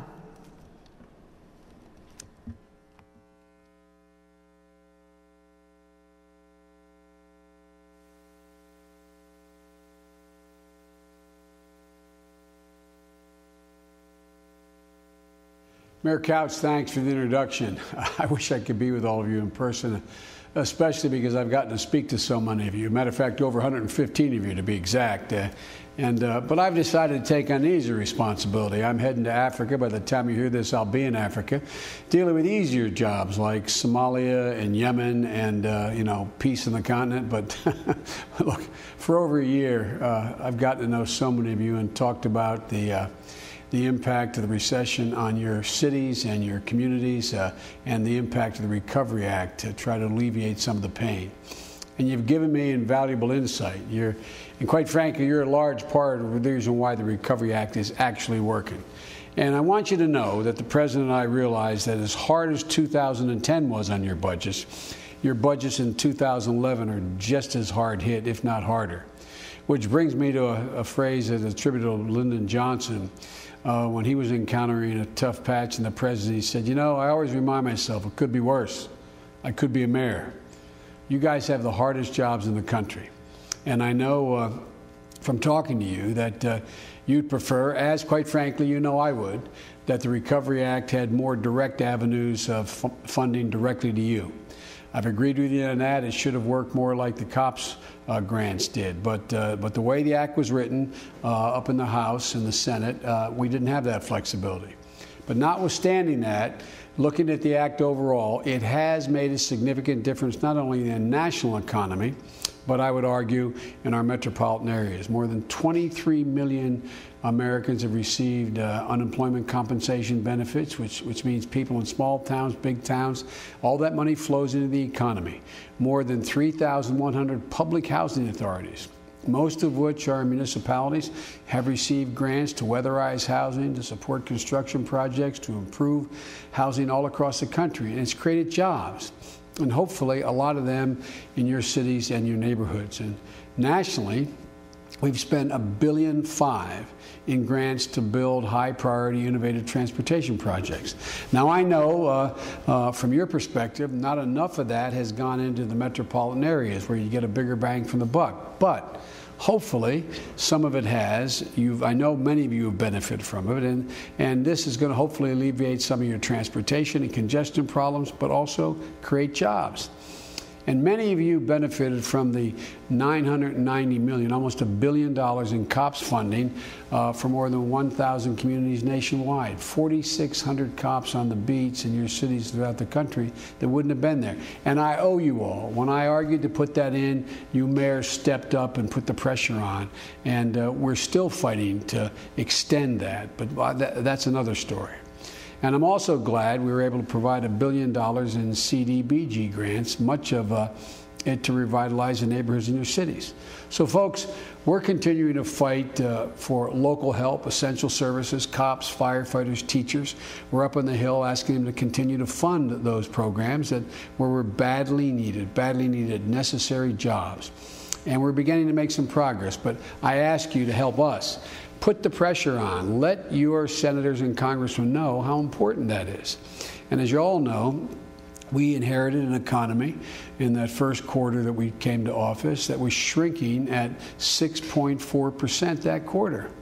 And now the economy has grown for the last 3 quarters, 5.6% the end of 2009, over 3% the first quarter this year. We've gone from losing more than 750,000 jobs a month when we took office to now we're creating an average 140,000 private sector jobs over the last 3 months on average.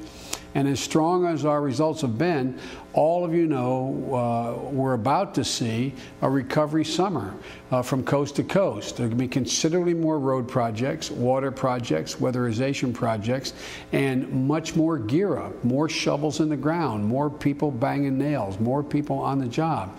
Especially those of you in the Northeast and the Midwest where cold winters and rainy spring slowed the outdoor work. Now look, I know you're going to see a sharp increase in the number of shovels moving in June, July, and August, thanks to the Recovery Act, and hopefully it's going to be some real help to you. Now look, I know we've got a long way to go.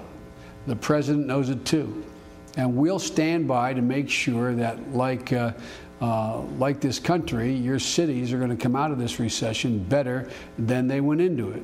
We need to get more help to you.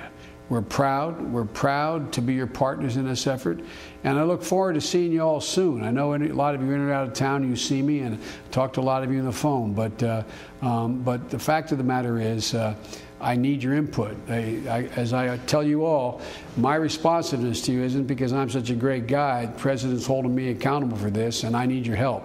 And the only reason it's working is because of you all. But in the meantime, one last pitch. We have programs up on the Hill to provide for jobs, particularly teachers, cops, firefighters.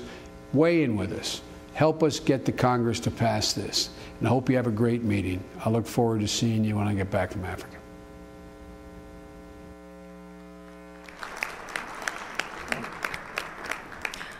I'm now very pleased to welcome the U.S. Secretary of Commerce, Gary Locke.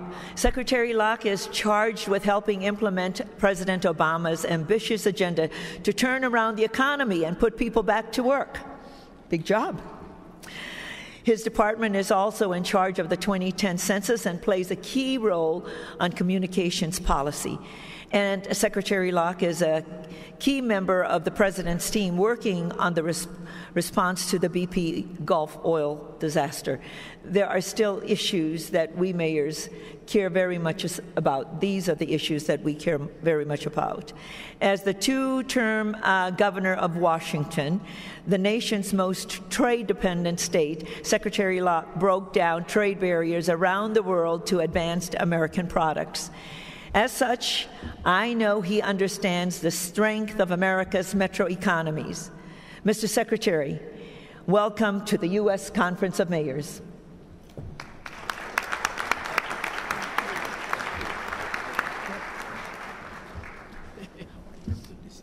Thank you very much, Mayor Kotz, for the introduction, and to all of you, thank you for letting me interrupt your program to speak to you for a few minutes. We weren't sure that we were able to land, and it was kind of a white-knuckle landing. And then once we landed, we weren't sure that we'd be able to get here. And I know that Mayor Cornett must be watching over his city, and maybe we're going to be here for a while longer, too. And I'm sure the mayor would love for you to stay a little bit longer and spend some dollars here and contribute to the local economy. That's what we all are concerned about in terms of our respective jurisdictions, more spending, more money into the local economies. Before I get started, I just want to say to all of you, thank you so much for all your help that you provided for our 2010 census. I know that Bob Groves, our census director, spoke to the conference over the weekend, and I just wanted to emphasize that without America's mayors reaching out to your communities and hammering home the importance of the census, we could not have been as successful as we were. This year, we matched the 2000 male participation rate despite the predictions of all the experts that it simply could not be done. The 2010 census was really a textbook example of collaboration between local, state, and federal government officials. It's the type of collaboration, quite frankly, that we need a lot more of. Because the economic troubles that we're seeing in communities all across America are testing governments at all levels like never before. I'm familiar with the concerns that you and your constituents are dealing with, having served as governor of the state of Washington for 8 years, but also as 3 years as the elected county administrator, the King County executive, and then before then, 11 years as a member of the Washington State Legislature and chairman of the Budget Writing Committee. Each of your towns or cities is facing your own unique set of challenges. And I know that you're working hard every single day to fashion local solutions. Because we also know that problems like high unemployment rate and home foreclosures and skittish investors and business owners, these problems extend well beyond city limits. These are national problems. And today I'd like to talk a little bit about how the Obama administration, the U.S. Department of Commerce are working to right the American economy and empower leaders like all of you to expand opportunities in your local communities. But first, I'd like to begin with a big picture look at where the American economy stands today. Despite a jobs report last week that didn't see as much private business hiring as we would like. Total private sector employment right now is about 500,000 higher than it was just a few months ago. While these numbers are promising and all other economic indicators are up, consumer confidence is up, manufacturing orders is up, America's productivity is up, exports are up, we will not be able to reverse overnight 2 devastating years of recession, a period during which we lost some 8 million jobs. As the President said, it's not going to be a real recovery until people can feel it in their own lives. But this is a start, and we are moving in the right direction. And this recovery hasn't happened by chance. In the early months of his presidency, President Obama took aggressive steps to stabilize the financial system, to keep people in their homes, to pass a Recovery Act that created demand in our economy when local governments, consumers, and businesses could not or would not spend. These steps were not always popular, and they weren't always easy. But without them, make no mistake, we wouldn't be debating when to wind down the stimulus spending. Instead, we'd be debating what to do about some 20% nationwide unemployment and an army of hungry and homeless Americans. As President Obama has said before, he didn't come into office to pass a Recovery Act, but it was necessary to stave off what would have been a second Great Depression, and it was the right thing to do. An economy that was shrinking by 6% a year ago, where the output of everything that America made and sold was actually shrinking at 6% when he took office, is finally now growing again. And now, as we emerge from this recession, we need to chart a different path. We must build a new, stronger foundation for growth and prosperity, and it must be built with investments in the skills and the education that we need to compete, a 21st century infrastructure, the research and technology like clean energy that can lead to new jobs, new exports, and new industries. And that is exactly what this President has been doing. It is what he will continue to do, and it will be good for American businesses and American workers.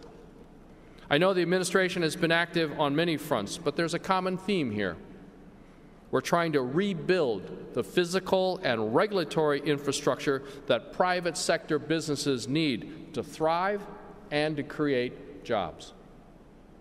Consider the recently passed health care law. Along with extending access to health insurance to the millions who don't have it and to providing security to those who do, this law will reduce the fast-rising health care costs that have forced many businesses to drop coverage, reduce wages, or sacrifice profitability. The cost savings in this law are real, and they will grow over time, and they will make U.S. businesses much more competitive. And don't just take my word for it. The nonpartisan Congressional Budget Office has estimated that the various reforms in this law will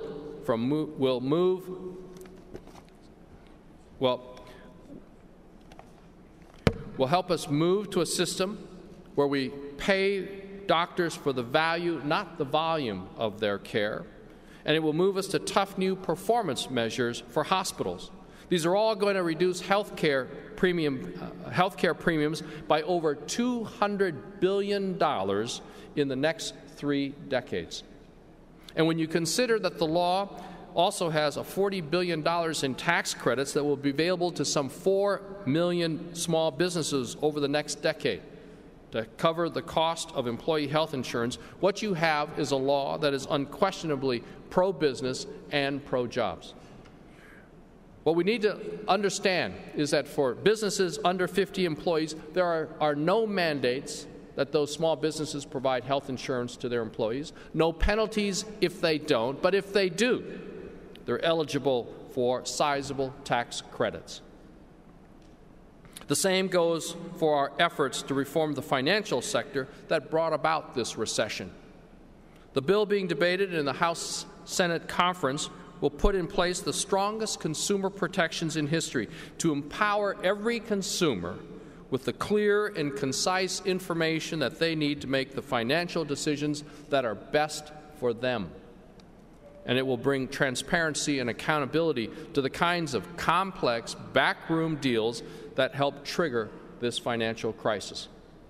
The reforms in the legislation will ensure fairness and stability, imperatives that recognize behind every dollar traded or leveraged on Wall Street, there is a family looking to buy a house, to pay for a college education, to open a business, or to save for retirement. And then there's energy. As the President recently said, quote, "For decades we've talked about how our dependence on foreign oil threatens our economy, and yet our will to act rises and falls with the price of a barrel of oil."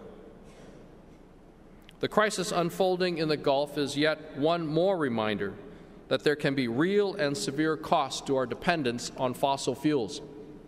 As a country, we need to face up to a simple, fundamental reality. We consume more than 20% of the world's oil, and yet we have less than 2% of the world's oil reserves. And unless we make a fundamental shift in our energy policy, we will continue to send billions of dollars each month to other countries for fuel. And we will continue to lose ground to the Chinese, the Europeans, and all other countries that are making immense investments in clean energy, not just to meet their own energy needs, but who are striving to become global destinations for the capital, the businesses, and the new jobs that will come with these emerging energy industries.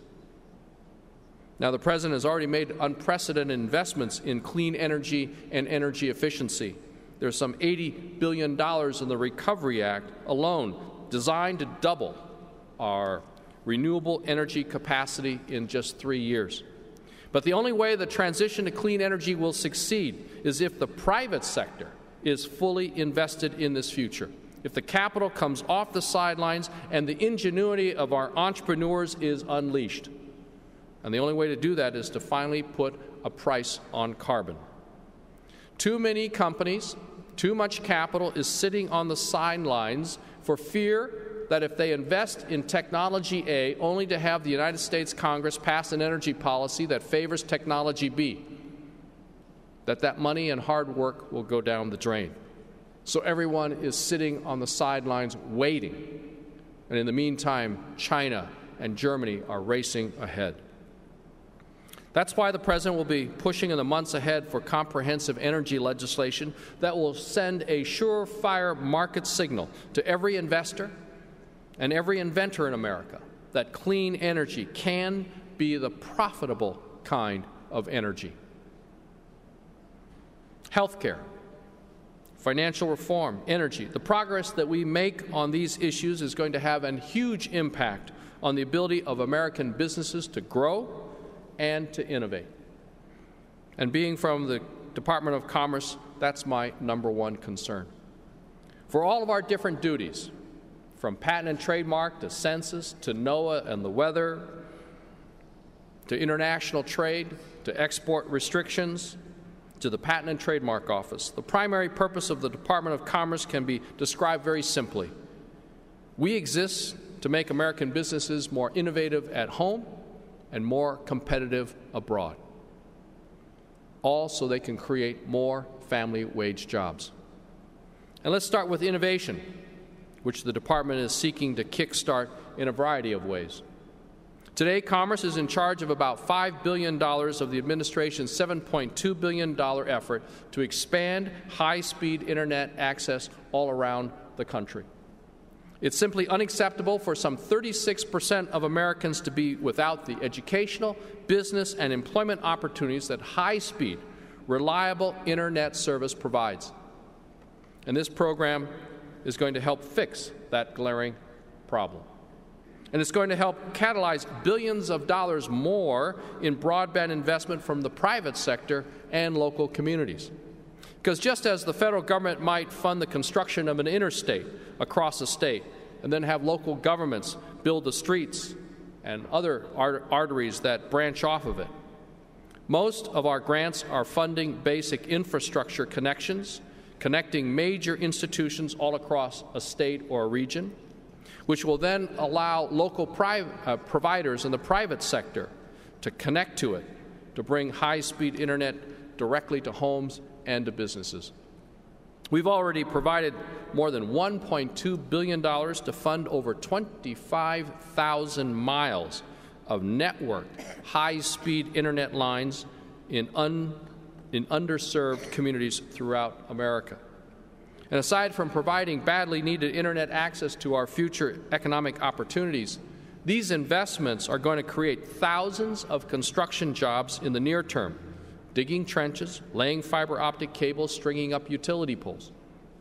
And we're now reviewing the applications for our second round of broadband grants, and we'll be announcing funding decisions starting in just the next few weeks and throughout the rest of the summer. Another step that the Department of Commerce is taking to drive innovation in local communities is being run by our Economic Development Administration, which you know as EDA, led by Assistant Secretary John Fernandez, a former mayor who also spoke to you this weekend.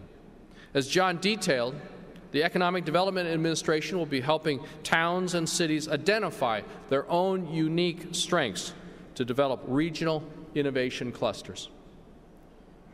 And as we take these important steps to spur American innovation at home, the Department of Commerce is also ramping up our efforts to help U.S. companies sell more of their products and services to the 95% of the world's consumers who live outside the borders of the U.S. The Commerce Department is playing a lead role in implementing the President's recently announced National Export Initiative, which seeks to double American exports over the next 5 years, supporting some 2 million new jobs in the process. This initiative is going to provide more financing, especially to benefit small and medium-sized exporters, more trade promotion assistance. We actually have people on the ground in some 80 countries whose sole job is to help U.S. companies find buyers and customers for those made-in-America goods and services. And finally, we're going to focus on knocking down the trade barriers that prevent U.S. companies from getting free and open access to foreign markets, to make sure that they have a level playing field. We're putting small and medium-sized businesses at the center of our outreach, and some of the most important emissaries for this initiative can be found in your cities and towns at the Commerce Department's Regional Export Assistance Centers. These people know their stuff, and they can be a huge help to the businesses in your communities. Even as we at the Department of Commerce and throughout the President's administration take exceptional steps to grow our economy, we know that ultimately government can only play a complementary role. America has always looked to the private sector to develop innovations and breakthrough technologies that we depend on for economic growth and job creation. That's not going to change. But just as it is foolish to look to government for all of our answers, it's equally foolish to imagine that government has no productive role to play. Because the reality is that any government, regardless of its ideology, must shape the framework in which businesses operate. And that matters. Think for a moment about the federal government building the interstate highway system, for which over half a century has sped the movement of goods across this country and delivered us immeasurable economic benefits. You'd be hard-pressed to find anyone today who didn't think that the interstate highway system was a good investment.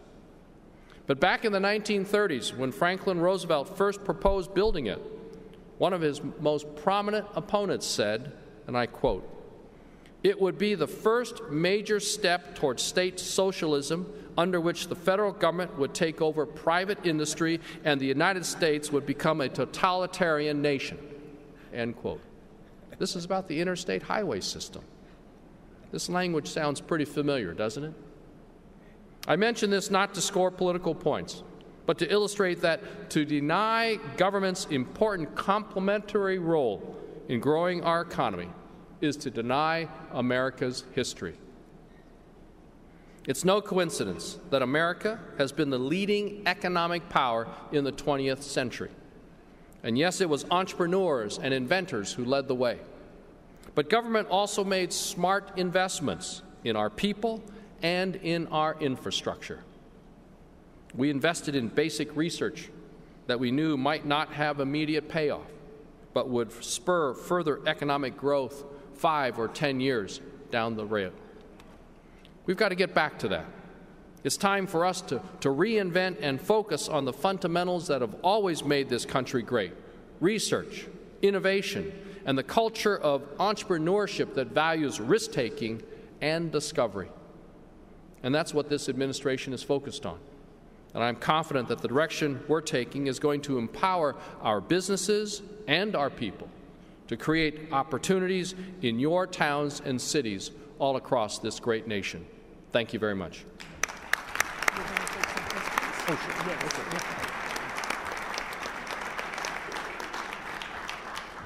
Mayors, the Secretary will take questions, and we'll take a few questions, and then we can move on with our business. Questions? Yes. Yes, Mr. Secretary, I'm glad you arrived safely. Robert Sabanjan, City of Waukegan, Illinois. About 10 days ago, we had a Metro Mayor's Caucus meeting in Chicago, and some of the stats that we got at that meeting were quite frightening. The state of Illinois is not projected to come out of its recessionary state until probably about the year 2014. The City of Waukegan, in the last 60 to 70 days, has seen an increase in unemployment from 13% to 18%. We are being crushed by a lack of skilled labor. Without labor, you can't have commerce. And I would beg for you to take this message back with you to Washington, that there are areas of this country that are in dire need of job training programs and opportunities. The state of Illinois is in such a major fiscal mess that it cannot do anything right now. It's paralyzed. We need your help. And I'm hoping that we can look to the federal government to help fund job training programs in these areas that are not just in recession, but are in a state of real crisis. Thank you very much. And, you know, having presided over the state of Washington when we went through the dot-com bust, and then also the huge unemployment that followed September 11th, with all the cancellation of airplane orders, and Boeing overnight laid off some 20,000 people just in our Seattle area alone.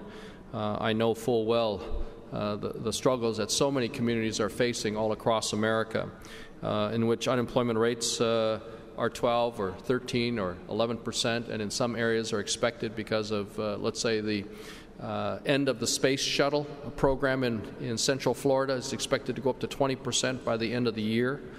Clearly, job training has to be paramount. We've got to make sure that as we start ramping up for new industries, whether it's clean energy or in innovation, that the workforce has the skills in which they can compete.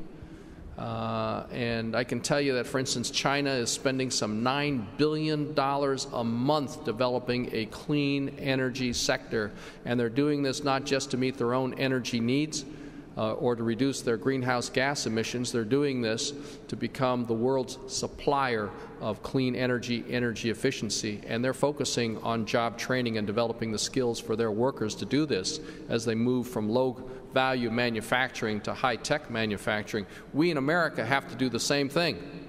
And that's why the President this weekend sent a letter to the Congress reiterating his support for fiscal relief for the states and for cities. And part of that will include job training programs. And we in the federal government, through the Department of Labor, have to really try to be as flexible and as innovative as possible in terms of grants for job training and retraining programs. So I know that while the governors oftentimes talk about education, I hope that you at the local level knowing that as the foot soldiers of democracy and understand the needs of your businesses and how they what they need to be competitive and how they can grow. I hope that you'll continue to hammer away on high academic standards and constant job training and retraining, and that how our folks, regardless of age, need education. Thank you very much. We're going to go to Mayor Rivera. He was in first, and then Mayor Cooper. Secretary Locke, Mayor Lionel Rivera, Colorado Springs. Free trade around the world, without a doubt, would expand our economy. There's a couple of free trade agreements, one for Colombia and one for South Korea. Both those countries are strong allies in Latin America and the Pacific. What could the administration do to advance those two agreements? They've been approved, and we just need the Senate to buy off on those. Well, I think Ambassador Kirk, who's our U.S. trade representative, will tell you that it's somewhat of a myth that when the president took office that we had these 3 trade agreements with bows around them waiting to be delivered to the United States Congress. And in fact, there are some areas that have to be further strengthened. They were not quite ready for submittal to the Congress. For instance, Panama, there are some major issues with tax provisions in the Panamanian trade agreement. With respect to Colombia, we've been working with the Colombian government on the issue of violence against various sectors, violence with impunity. And of course, the government of Colombia has been a terrific ally with the United States and has really focused on, for instance, curtailing dramatically the drug trade in Colombia, and has been a great political ally of the United States, and that alliance needs to be appreciated. And then with respect to Korea, and in fact with Colombia, we know that both the EU and Canada have entered into tentative trade agreements with those 2 areas. And the longer that we wait to pass a free trade agreement with Colombia and Korea, in the case of Colombia, Canada will have formed strong relationships with the businesses of Colombia. In the case of Korea, the EU has a tentative agreement, and the longer we wait, the more European partners will be able to capitalize on a free trade agreement with Korea, such that if and when we pass ours, we can't suddenly expect that companies in Korea or in Colombia will suddenly drop those new relationships and simply buy and sell from America. Just as you don't drop overnight your accounting firm, your legal representation, or even the contractor or plumber that you use in your own house. And so we've got to move on these as quickly as possible. And I have talked with Ambassador Kirk. He's reporting great progress, and he's very, very hopeful that we'll be able to send this to the Congress soon. So I agree with you. We must pass these because it really represents big business opportunities for American companies. And with more business, the more they sell, the more they produce, the more people they're going to have to hire. Yeah. We'll take Mayor Cooper, and then I will have the last question. All right. Good morning, Secretary. Thank you very much, and thank you all for coming here and listening, and your staffs. My main concern is I'm Mayor Cooper from Hallandale Beach, Florida. We're Eastern Coastal Community, and of course we're extremely concerned about the oil spill, and my question's more pertaining to the long-term recovery of the economies of the Gulf, and also particularly Florida, and long-term implications it's already showing on tourism and all along the economic wealth along our coast. So my concern is ensuring that we have the Small Business Association, your department, not just grant funding or just short-term fixes, but what the long-term strategic plan is being laid out to address this economic crisis there. Thank you. Great. Well, thank you very much. And I was just Thursday and Friday in the Gulf Coast meeting primarily with the business community and economic development officials, especially in the tourism, hospitality industry, along with the fishing industry. And we'll be going back again shortly. But we've started weekly conference calls with especially the tourism, hospitality industry of the Gulf Coast states. And early on, shortly after the spill began, we were very concerned, meeting with the local government officials about the impact on tourism. And we were in the process of making funds available to help the communities market and get the word out that in so many parts of the Gulf, the beaches are unaffected. There's no need to cancel vacation plans or conventions and conferences. And then, of course, BP stepped up and provided some $15 million to each of the states, and except for Florida, I think they provided some $25 million for marketing. But that's not enough, quite frankly, and we need to think about long-term messaging as well. It's not enough to say, come on down right now. to the Gulf states, but it's also important that that conventions that are looking at next year don't cancel, or even the conventions and conferences that are already scheduled for this summer, that we don't have people not coming and attending those conferences and conventions that are still scheduled. Because a lot of people are saying, well, I don't want to go down, the air's bad, or the beaches are all soiled and there's really no need, and it would not be a pleasant experience. We need to get that message out. So we do have grants that EDA is going to be offering for long-term economic analysis, so that communities can really look at the long-term picture and how they can diversify and how they can continue to strengthen their businesses.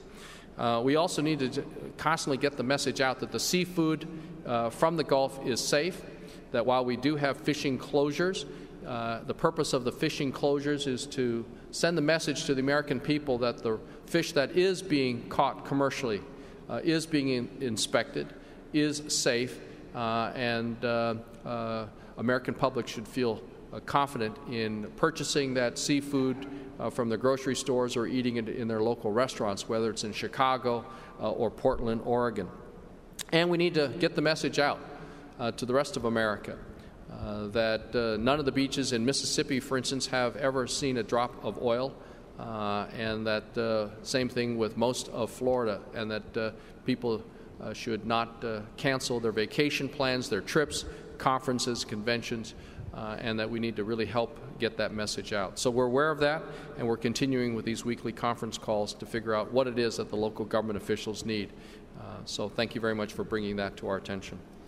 Secretary Locke, the last question. We have a Metro agenda for America, and our concern is small business access. So could you please talk to us, because we've had Administrator Mills come and talk to us and work with us during our leadership meeting in February in Washington, D.C. And we'd like to see that she gets the help that she needs to make sure that we can get access to small business on loans. And I believe that one of the bills that's going through Congress is going to move that from a minimum of $1 million to $5 million, and then to restore the lines of credit to our small business. Can you please comment from your perspective? And we'd like for you to also have a copy of our Metro Agenda for America. But we really would like to hear you address the small business Thank you. portion. Well, we all know that small businesses really account for so many of the jobs in America, and indeed in the last 30 years, virtually all of the net new jobs in the last 30 years were created by small businesses, by entrepreneurs. They are the heart and soul of America, and we need, especially in this tough economic climate where capital is very tight from banks, we need to make sure that more credit is flowing, and that's why the President has initiatives that would provide incentives, especially for the small regional banks, to offer loans and financial assistance to small businesses. That's why the loan amounts, guaranteed loan amounts, have gone up to 90% for the loans issued by the Small Business Administration. A lot of fees have been waived, and in fact the President has proposed even greater authority for the Small Business Administration. And that's why also the Small Business Administration, along with the Export-Import Bank, is focusing on more assistance to exporters. If we're going to increase our exports from the United States, especially among small and medium-sized companies, they have to have access to capital. And so, for instance, the Export-Import Bank is raising by 50%, from $4 billion to $6 billion, financing that would be available to benefit small, medium-sized exporters. And the Small Business Administration will also be working with small businesses that want to export that have never exported before. The United States, as an exporting country, is significantly below most other developed countries. Only about 1% of U.S. companies export.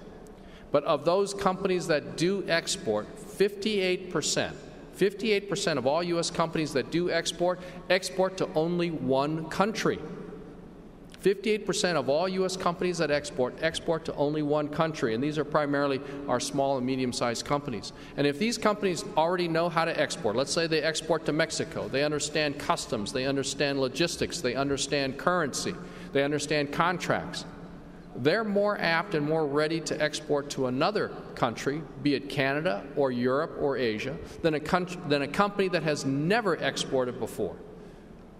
A company that may take 2 or 3 years before it feels comfortable exporting. And so we are focusing on these exporters, small, medium-sized companies that export but only export to one country. We're working with UPS, FedEx, the United States Postal Service, hooking them up, finding markets for them, and really trying to make sure they have the capital, whether from the Export-Import Bank or the Small Business Administration, to really help them expand their operations and get into more countries. If we can just help these 58% of U.S. companies that export right now to only one country export to 1 or 2 more countries, we can significantly increase our exports. And when we increase our exports, it means we increase our production. The more we produce, the more people we have to hire at good paying jobs. And exporters generally pay more than the average jobs across America.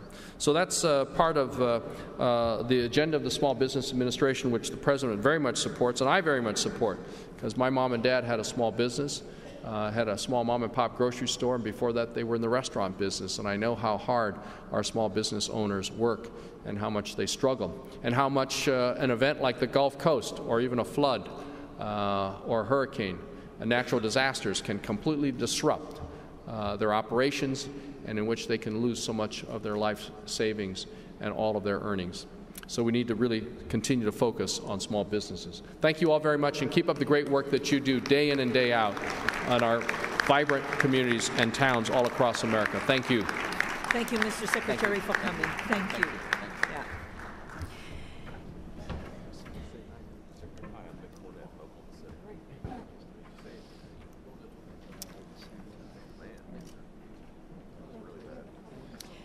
Thank you, Mr. Secretary.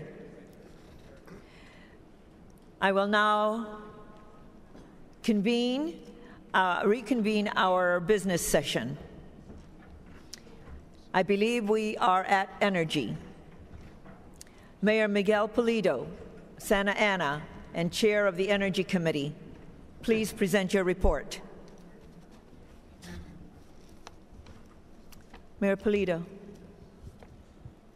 Thank you very much, Madam President. The Standing Committee on Energy met on Saturday, June 12th, to consider 13 resolutions submitted in a timely manner.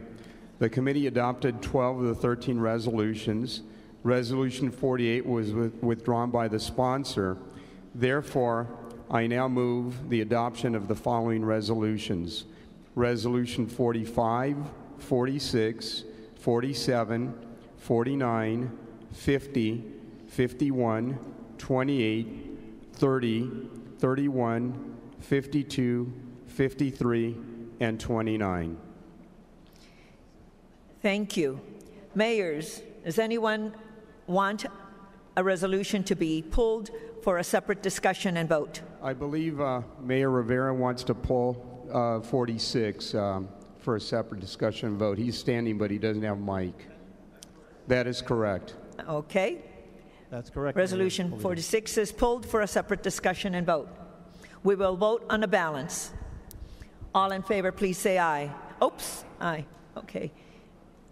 All opposed, say nay. The motion carries.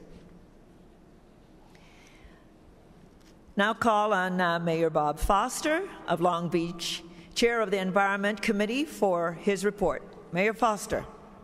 Thank you, Madam President. Thank you, Madam President. The Standing Committee on the Environment also met on Saturday, June 12th, and considered 21 resolutions submitted in a timely manner. The committee adopted 19 resolutions. 2 resolutions, 48 and 63, were withdrawn from consideration. So I move the adoption of the following resolutions: 24, 25, 27, 45, 46, 47, and resolutions 50 through 62. Mayor, does anyone request a resolution to be pulled for a separate discussion and vote? Mayor Rivera. 46 has also already been pulled, so. Okay, 46 has been pulled for a separate discussion and vote.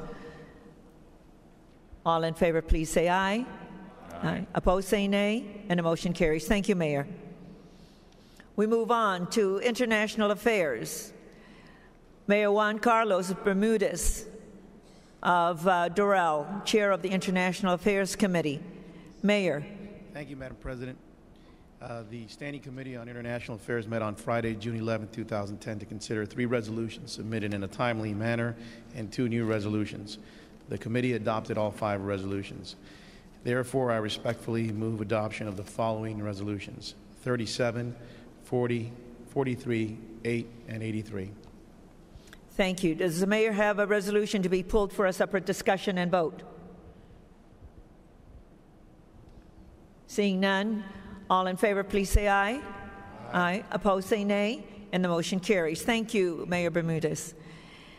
Where Jobs, Education, and the Workforce, Mayor Frank Ortis of Pembroke Pines, Vice Chair of Jobs, Education, and the Workforce Committee. Your report, sir.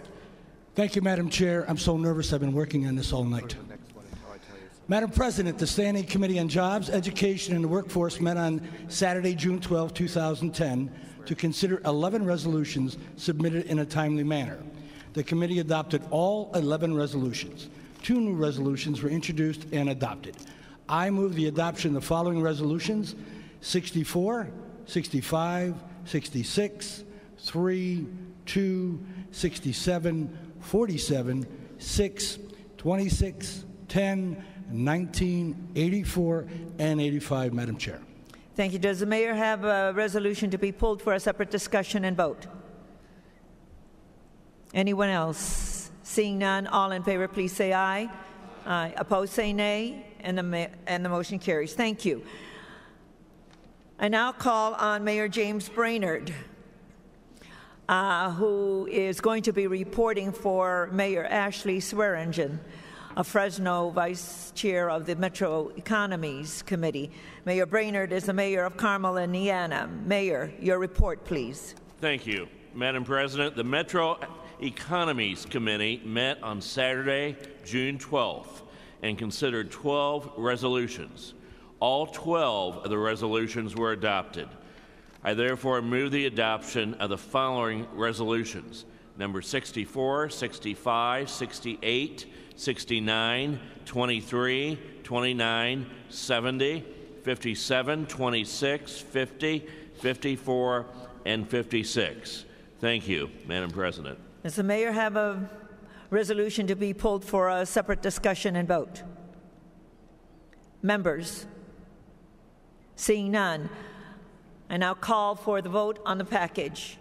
All in favor, please say aye. Aye. Opposed, say nay. And the motion carries. Thank you. The next report is from the Committee of Tourism, Arts, Parks, Entertainment, and Sports. We will hear from Vice Chair Elaine Walker of Bowling Green, Kentucky. Yes, Mayor. Oops, do we have, is it turned up for Mayor Walker, please? Here comes the mic.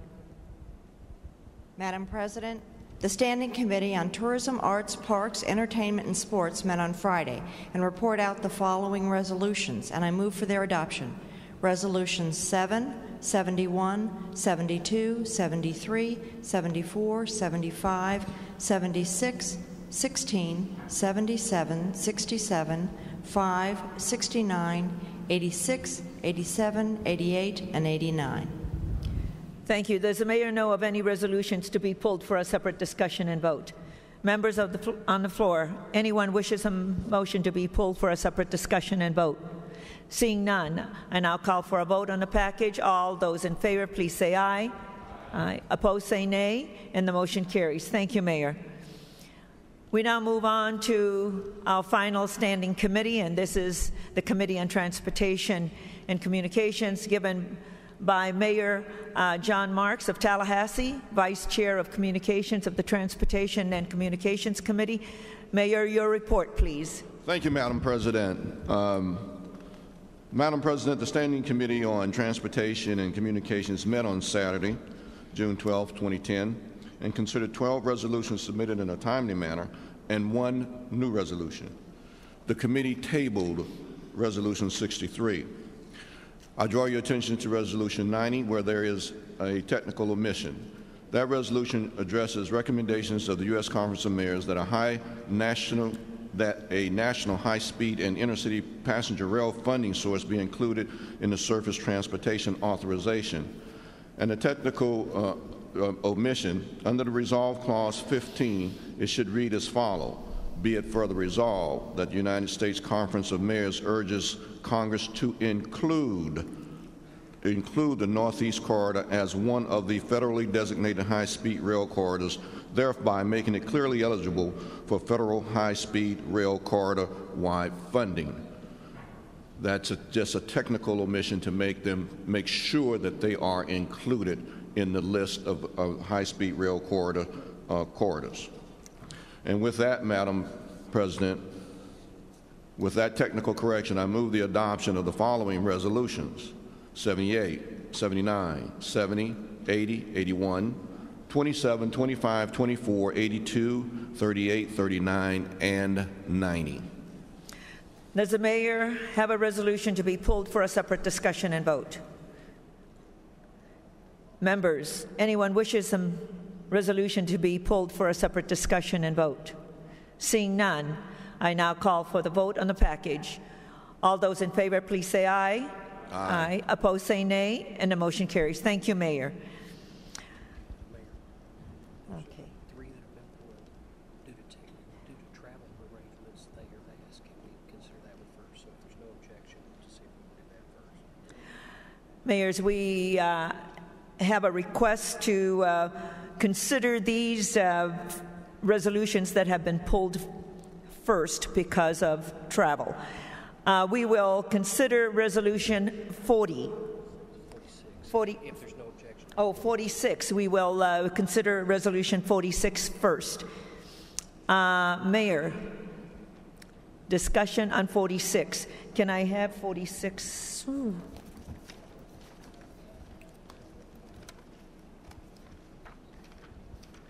Madam President, Mayor Lionel Rivera, City of Colorado Springs, this is an ongoing issue for those of us who use fossil fuels to generate electricity in our communities. State of Colorado, Texas, and many other states in the Southeast rely heavily on coal. This bill that we are asking Congress to pass, in my community alone, a realistic estimate for us in 2012 will increase our electric rates by $84.1 million, and when fully implemented in 2030 will cost our community $593 million per year. This really is a bill that penalizes those communities who use fossil fuels, makes us pay the tax, and then it's distributed throughout the country to other utilities who are fortunate enough to live close to hydropower or have nuclear. I don't think it's a good bill. I frankly believe it's a job killer. Secretary Lott talked about China. China's investing $9 billion on their own in solar energy and wind energy technology. China and India both have said they will not abide by any cap-and-trade legislation. All we're going to do is move jobs from the United States to those countries if we impose this kind of tax. I would urge my colleagues not to support this resolution. All right. Mayor Polito. Yes, thank you, Madam President. I would urge my colleagues to support this resolution. We discussed it in the Energy Committee, and this is a debate that we've had in the past. It basically goes to the question of whether we're going to move into the future or not. And through our block grant requests that we make every year, this is a central part of what the Conference of Mayors has been trying to do. We have over 1,047 cities that have signed on to the Kyoto Agreement protocols, and this basically says that we're going to move forward, and that if you're polluting, if you're burning coal and adding more carbon into the environment, it's something that we're trying to discourage. So this calls on Congress to pass the Clean Air Act, and also that if they do that, that cities are going to be part of that formula. It would be really tragic if they pass something and then somehow cities do not benefit from those dollars. So this calls on, full funding for block grants, energy block grants, and, so much of what this conference is about. Thank you, Madam President. If appropriate, I'd like to move approval Resolution 46. There's a motion and a second. Second. All right, we're going to continue the discussion. I'm going to go to the mayor on this side, and then I'll come to Mayor Foster. Mayor, please. Mayor Mike Bodker, Johns Creek, Georgia. I want to echo the thoughts of Mayor Rivera. In principle, obviously, we all want cleaner energy, but I think the federal policy continues to be disconnected in that it's more difficult than it needs to be to move to cleaner energy in areas like the Southeast, where we're trying to open and expand nuclear options. We're not given that opportunity in time before cap and trade would go in and destroy our energy environment. Thank you. Mayor Foster. Thank you, Madam President. I rise in support of Resolution 46. I think you know that I have a background in the utility business. It's about time we move forward with this. You heard about all the costs that are going to be transferred or impacted in the local area, but you didn't hear about all the costs that are associated with cleaning up the air, cleaning up the environment, getting off carbon. Those are borne. Those are real costs that are out there for everybody to pay. And this is really about trying to rationalize those externalities. We've had this debate ad nauseum. Most of the mayors have signed on to the climate protocol. It's time to get moving for this. I urge and I vote on 46. Any other mayors who wish to add their voice to this debate?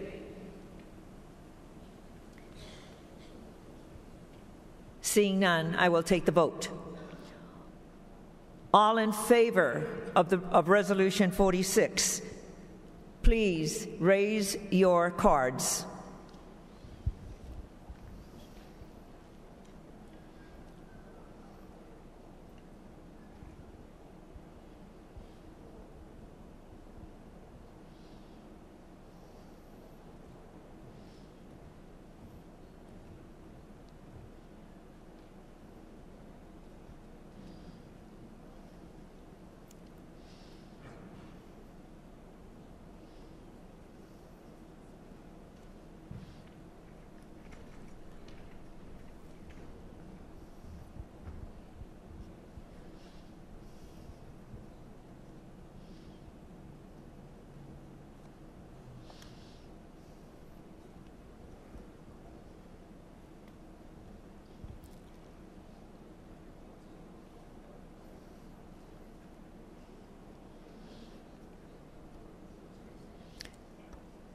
Staff, do we have the count?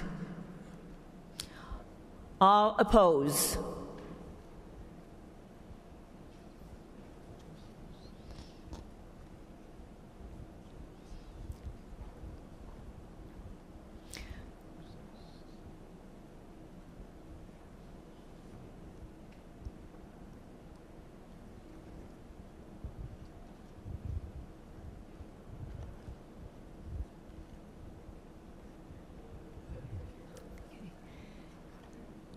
The ayes have it.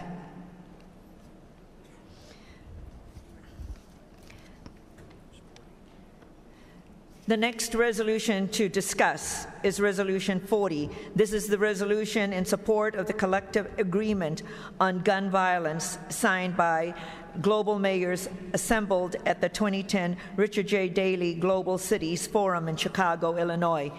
The mayor who pulled this and wished it to be discussed. Mayor Rivera.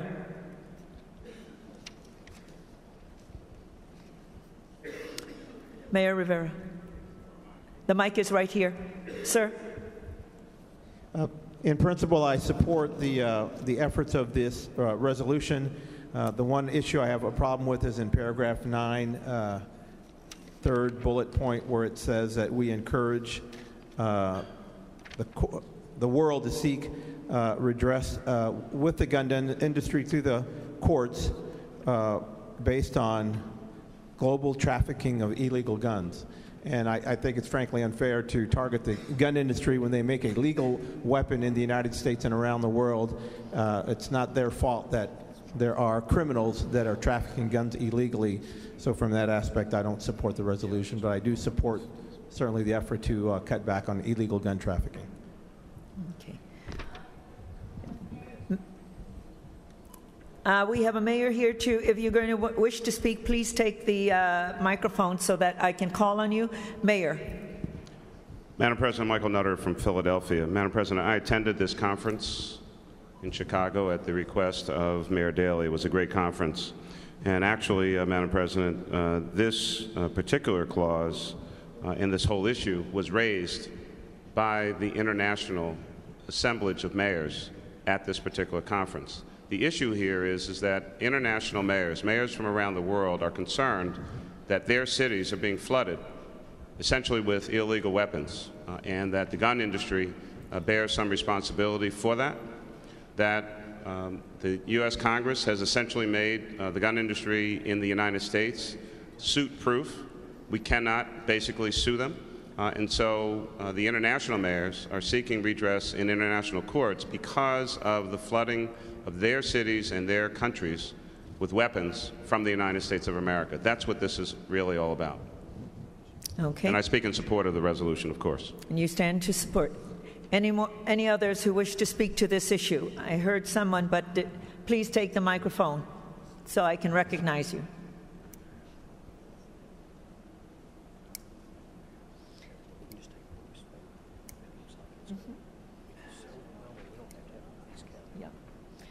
Okay.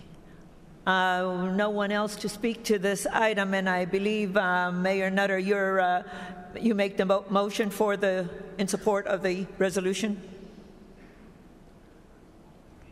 Madam President, I would urge support for Resolution 40. This is a serious issue for America and for the rest of the world. I encourage all the mayors to please support this resolution so we can stop the killing on our streets. Mayor Nutter makes the motion. I need a second on this one. Mayor Finch seconds the motion. All in favor, please say aye. I think I'll take a voice vote on this one. Opposed, say nay. Okay, and the ayes have it.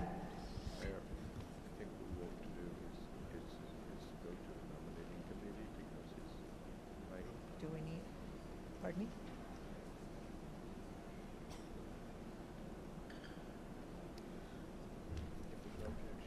We're going to change the order of the agenda. We are going to suspend the discussion of the resolutions, and I am going to go to the nominating committee's report. And to give the nominating committee's report is Mayor Elaine Walker, who is the chair of the nominating committee. And Mayor Walker. Thank you, Madam President. The nominating committee met on Saturday, June 12, 2010, and submits the following names of mayors for consideration by the membership of the United States Conference of Mayors for the following positions on Monday, June 14th. For President, Elizabeth B. Couts, Mayor of Burnsville, Minnesota. Vice President, Antonio Villaraigosa, Mayor of Los Angeles, California. Second Vice President, Michael Nutter, Mayor of Philadelphia, Pennsylvania. For Trustee, James Brainerd, Mayor of Carmel, Indiana. T.M. Franklin County, Mayor of Des Moines, Iowa. Bob Foster, Mayor of Long Beach, California. Scott Smith, Mayor of Mesa, Arizona. Advisory Board, Buddy Dyer, Mayor of Orlando, Florida. Kevin Johnson, Mayor of Sacramento, California. Lori C. Mosley, Mayor of Miramar, Florida. Stephanie Rawlings Blake, Mayor of Baltimore, Maryland. Jenny Stoltz, Mayor of Gastonia, North Carolina. And Ashley Swearingen, Mayor of Fresno, California. You make the motion? I move that we adopt this, the recommendations of the nominating committee. There's a motion and a second. Mayor Frank Cordes seconds the motion. Okay. Any discussion? Seeing now, I will call on the vote to accept the report from our chair, Mayor Elaine Walker. All in favor, please say aye. Aye. Opposed, say nay. And the motion carries. Congratulations to all of our new officers, Call Mayor Nutter to the stage. trustees, and advisory board members. Mayor Nutter, would you come to the stage, please? Ed, what are we going to do this shot? Okay? So we need to get it.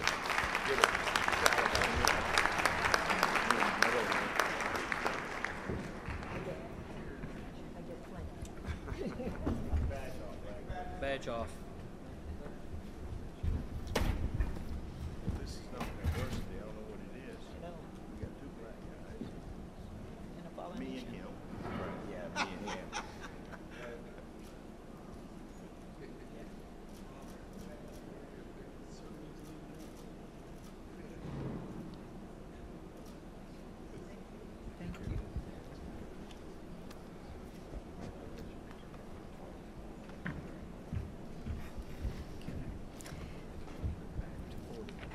40.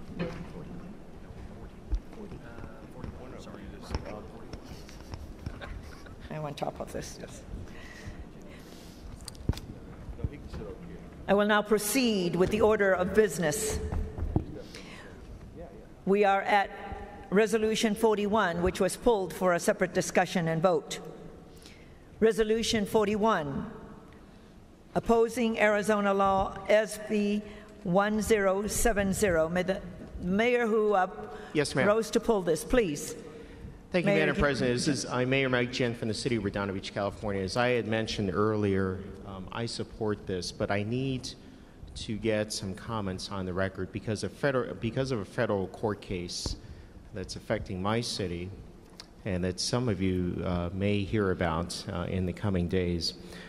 You know, coming into this meeting, frankly, I was ambivalent and potentially torn on this issue.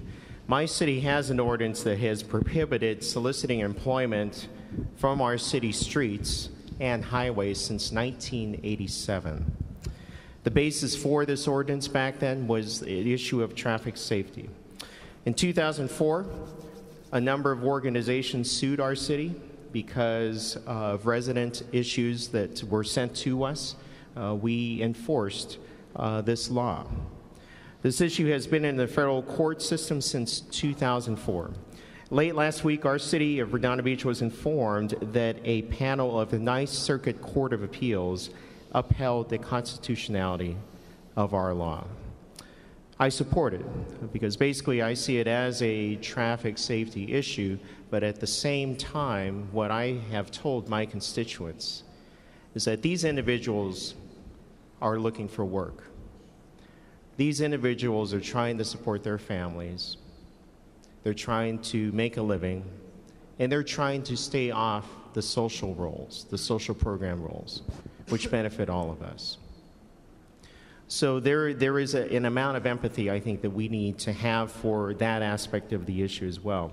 But what really has struck me about this is what Mayor Gordon and Mayor Coleman and others have spoke to about yesterday. This is an issue of local control.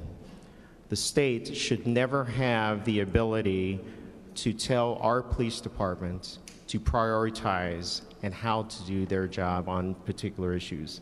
The state should never have the ability to allow others an easier route to sue our municipalities. Madam President, though, I think there's a larger issue that's at stake here, which binds me even further to this, and that is the overall discourse and lack of civility that is occurring in our nation and throughout our communities. Frankly, I was pissed to hear Mayor Gordon receiving 4,000 death threats, the horrible things that were said about Mayor Coleman in Ohio. And I think what this issue brings to the table is much broader than simply the immigration issue. It is an issue of allowing us as mayors to set the tone of the conversation, to set the tone of civility in our communities and throughout our nation.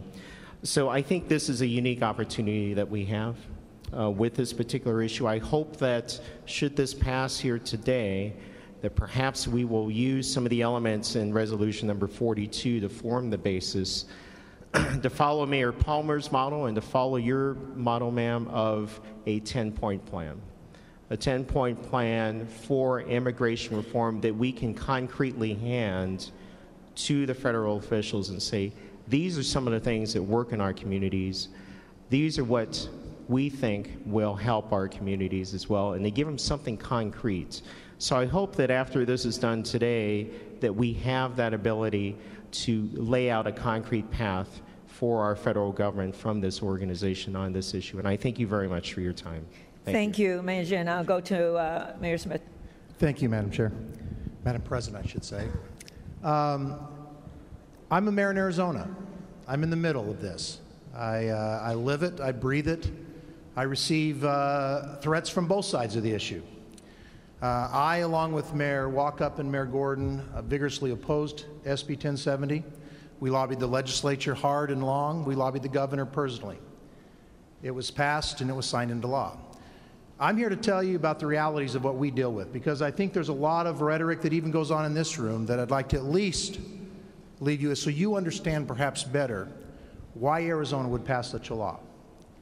It's easy to jump to conclusions and believe that in our state we have a lot of ultra-racists who are anti-immigration running around.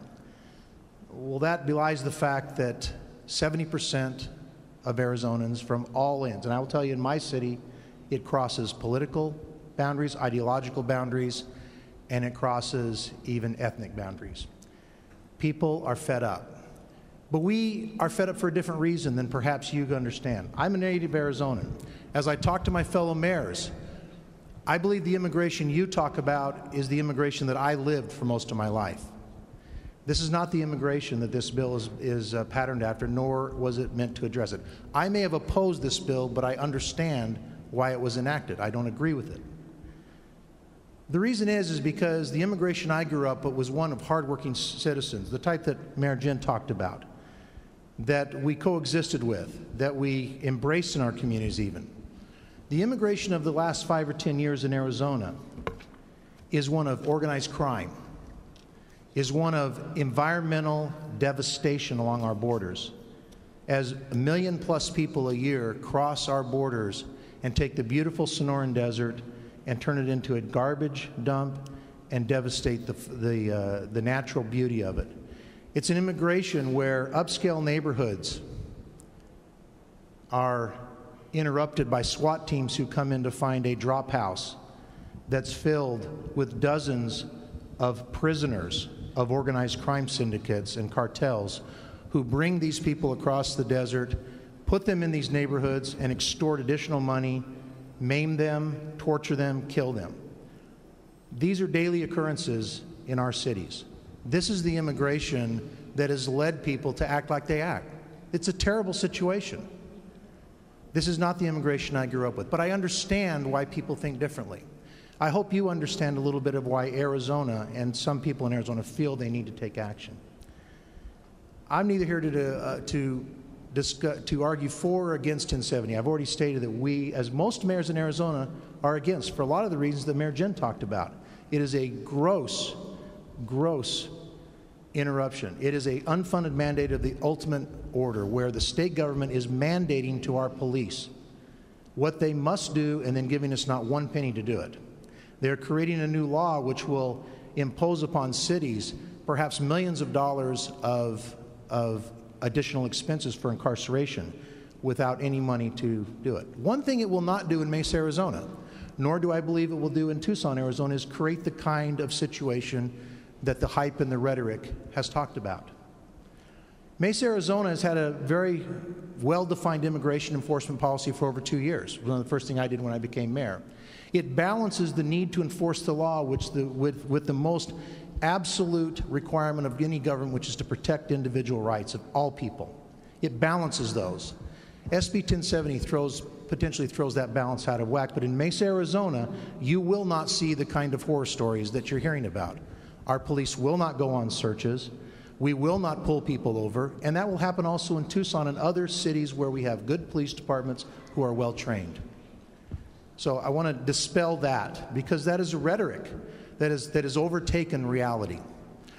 The other thing I'd like to bring up, and I'd like to point out to this, is what do we accomplish and what do we as mayors and this organization accomplish through using our energies to oppose an SB 1070. I understand why people oppose 1070. I understand why individual mayors and cities may feel it a need to come out formally against 1070. But let's say we got rid of 1070 tomorrow. Where would we be left? Would be in the same situation we are today. Please understand that when you come out and you take actions, that you are not, while voicing your concerns, you are also harming your fellow cities. The proponents on the far side who do look at racial motivation to support 1070 are not affected by your boycotts or your opposition. They're emboldened by those. They wear your boycotts as a badge of honor.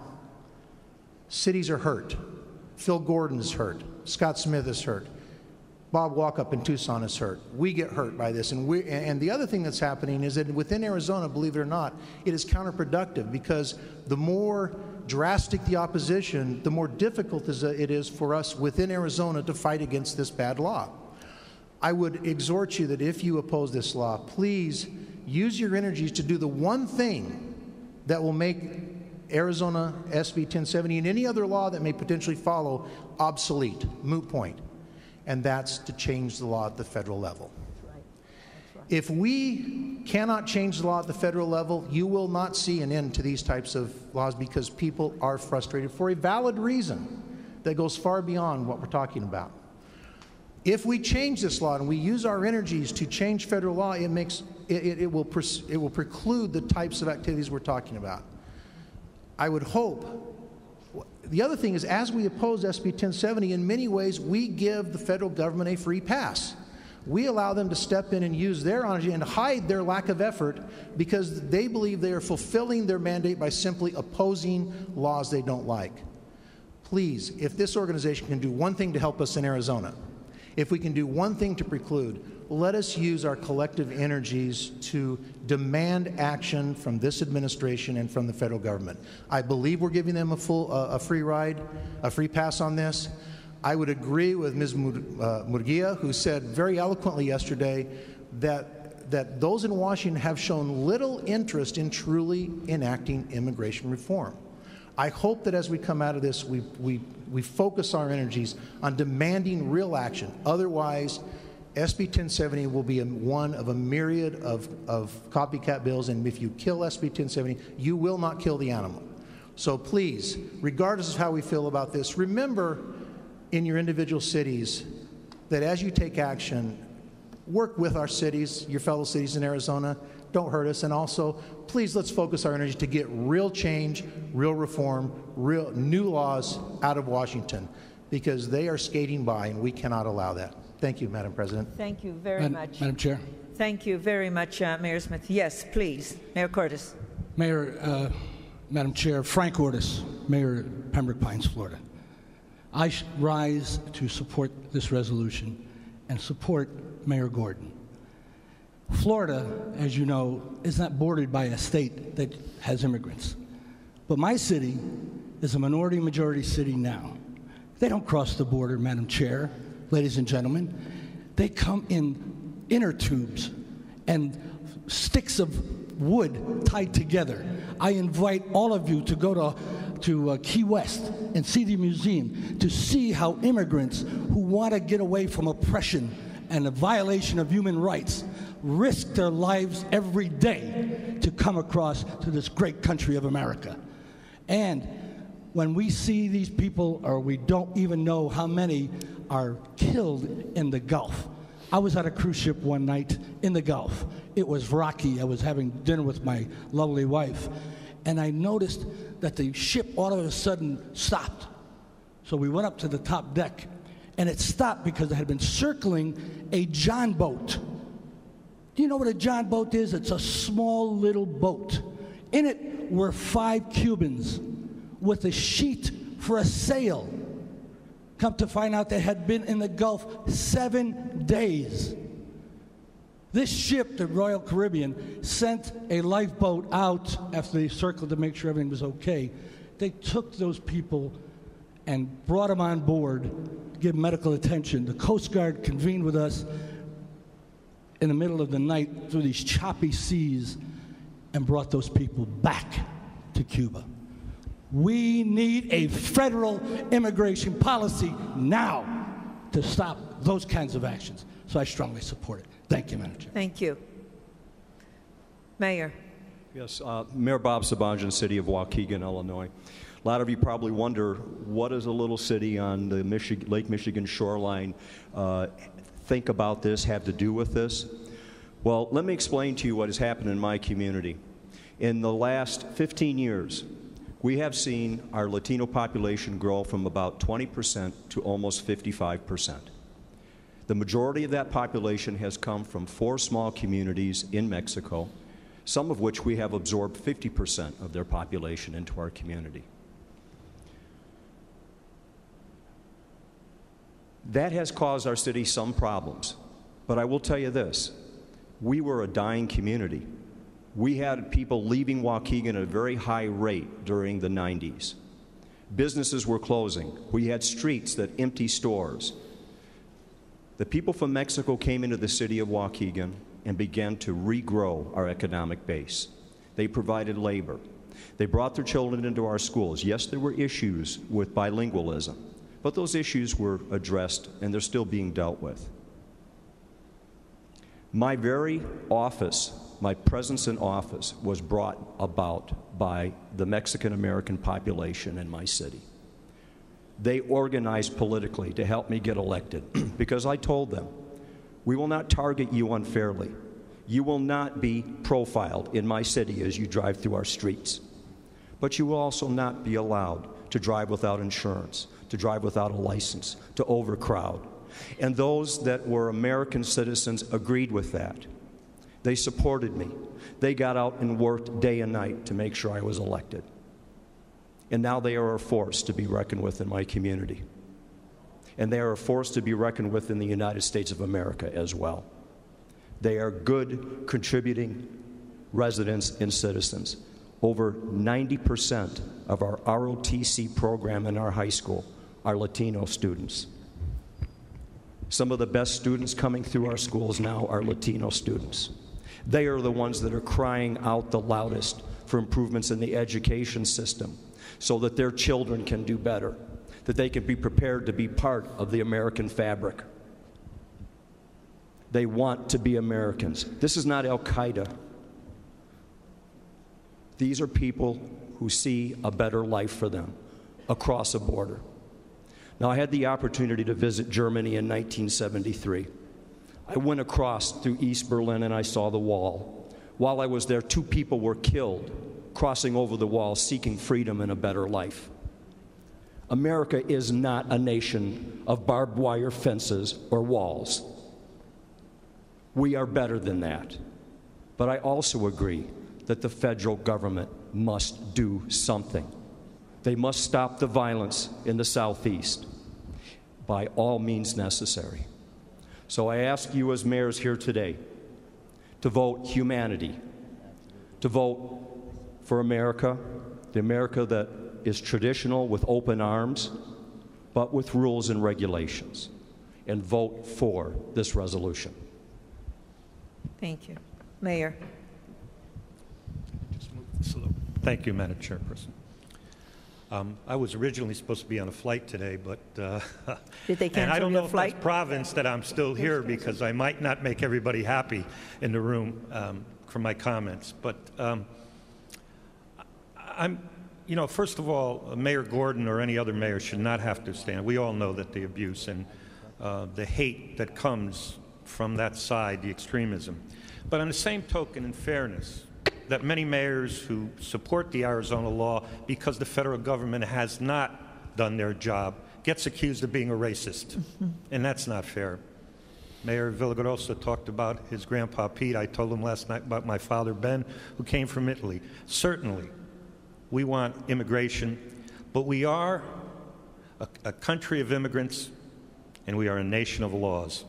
And I believe by going after the law in Arizona, I think we may divide the conference and actually give more ammunition to the extremists. We are giving a pass to the federal government on this. They're going to spend millions of dollars and hundreds of hours suing the state of Arizona to overturn a law when they should be putting the emphasis on protecting our borders, getting a process to get those hardworking people who are here illegally but want to become legal, and secure our borders, because, ladies and gentlemen, now we have faced the problem not of people wanting to come to work, but people who want to do damage, the drug dealers. We've seen the terrorism, and I call it terrorism on the border towns, and who knows what could be next coming across those borders. Arizona felt frustrated. The law may be a bad law, but I have to say, in all honesty, I don't, we're talking about whether it's constitutional or not. I don't recall the Conference of Mayors taking a stand when cities in this country had sanctuary cities and violated federal law, and there was no comments made about it at that time. I believe that the emphasis should be and continue to be, as every mayor that was in this forum yesterday, whether it's Mayor Palmer or Mayor Gordon, Mayor Walkup, that this is letting the federal government off the hook by putting that little caveat, we're going to go after Arizona because of profiling that may or may not happen. One other dichotomy that I found a little bit is that we were talking about the wonderful job that the police do in all the cities and how great they are and the difficulty, and then at the same token we say to them, but wait a minute, we're concerned you're going to profile. I don't think that's the majority of the police officers today in any of the cities. I'm going to oppose it not because I'm anti-immigrant. I'm going to oppose it because I believe we are doing something that we would not like. We talked about not having the states tell the cities what to do. Now, as cities, we are telling the state what to do. I think it's wrong. But on the same basis, let us continue to move united as brother and sister mayors, whichever way this vote may go, with no animosity and with an understanding that we have to continue to tell the federal government, get off your keisters, help us all out. I quote, we talked about JFK in his 50th anniversary, and I may be paraphrasing, but he once said that Washington, D.C. was 27 square miles surrounded by the real world. Congress, Senate, get into the real world. Thank you, Madam Chairman. Thank you, Mayor. Next. Very quickly, I'm Mayor Bill Gluba from Davenport, Iowa, and since it was just mentioned about John F. Kennedy, some of us remember the history back in 1960 when one of John F. Kennedy's main goals, if you read his inaugural address and others, was he called on this country to develop an alliance for progress with Central America. That was an effort to recognize what we're seeing in this part of the world today, and all over the world, quite frankly. Young parents desperate for a better living, desperate for dignity and human rights, migrating across borders all over the world. It just isn't Central America. It's happening in Africa, it's happening in Asia, it's happening everywhere. So I support this effort, and I know the frustrations, can understand why people need something to be done and ask something to be done. If people were flooding into my city, resulting in crime and vandalism and stealing and taking people away, obviously we would want something done. But what we're really trying to do is call on Congress, both parties who have failed this country, both parties, all the presidential leadership and candidates have not been willing to take this issue on. Many of them playing the worst kind of politics with it today, trying to divide the country over hate. So, calling back on the words of John F. Kennedy, part of this comprehensive immigration reform must be this Alliance for Progress, an effort to raise the standard of living of all the countries in Central America. We started to do that 50 years ago. Then the war in Vietnam came, and that ended that effort. So again, it's about human dignity and justice. These countries south of the border, Mexico in particular, 85% of the wealth controlled by less than 15% of the people. That's why people are desperate. We need a fair distribution of income, power, and wealth in this country and a world across the board. So let's call on Congress. Let's support this. Let's ask that they stand up and be counted and enact comprehensive immigration reform, including an updated version of what John Kennedy asked for, an Alliance for Progress. Thank you. Thank you. Mayor Walker. Madam President, I offer you a motion to adopt wholeheartedly Resolution 41. There's a motion and a second. Further discussion? I think we're going to count this one. Oh. Pardon me? We're going to count this one. All in favor, please say aye, and you raise your cards, please.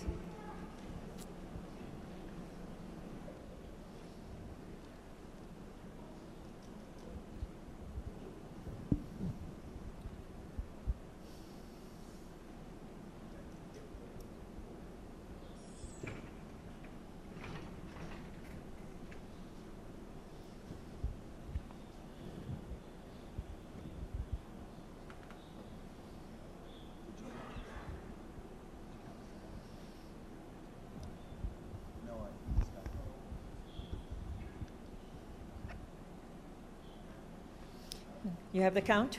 Staff has the count. Nay?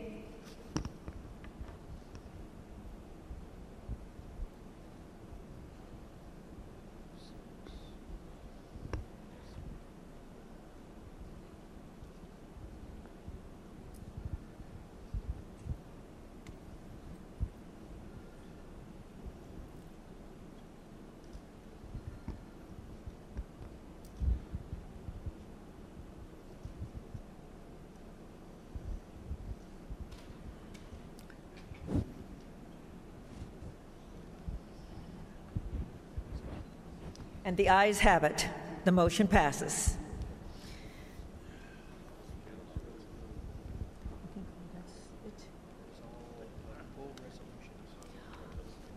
Those are all the pulled resolutions, and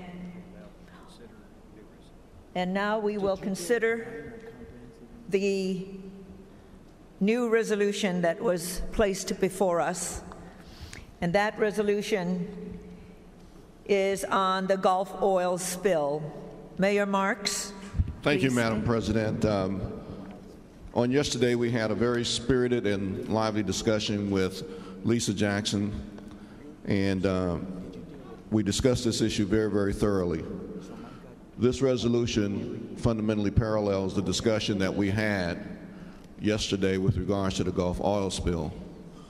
I hope that all of the members have had an opportunity to read the resolution, and if so, I will take the opportunity to explain each one of the whereas clauses or those clauses, unless there is a desire by anybody here for me to explain those clauses.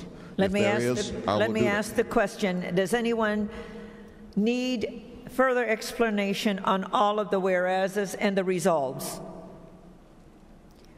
Mayor, doesn't seem that there is. Fundamentally, what we're doing, and I want to explain, is that we're now taking action on a matter that's of serious importance to all of us, not only to the Gulf state regions, but to all of America.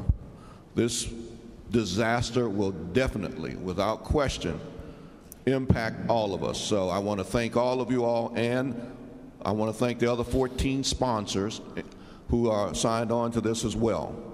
Thank you very much. And now the other co-sponsor, the mayor of Baton Rouge, Mayor Holden. Kip Holden. Thank you, Madam Chair, and to all of our members. This is very urgent because there are a lot of people who are suffering right now as a result of this oil spill.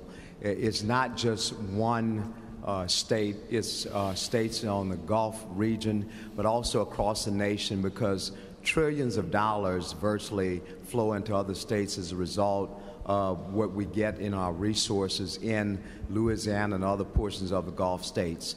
At the same time, we're watching a lot of these states having some serious problems with tourism and the loss of dollars there.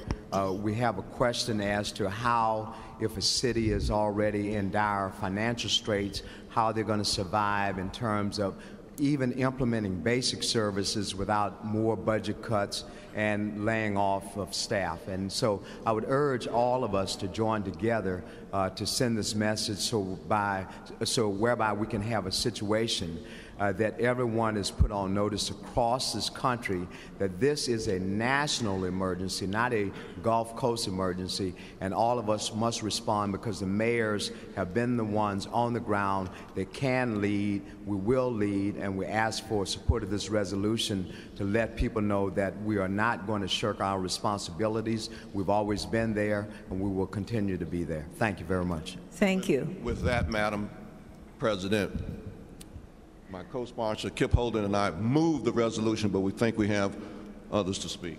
Okay, well, let me do this first. You make a motion to adopt the resolution. Yes. And does Mayor Holden second the motion? Yes.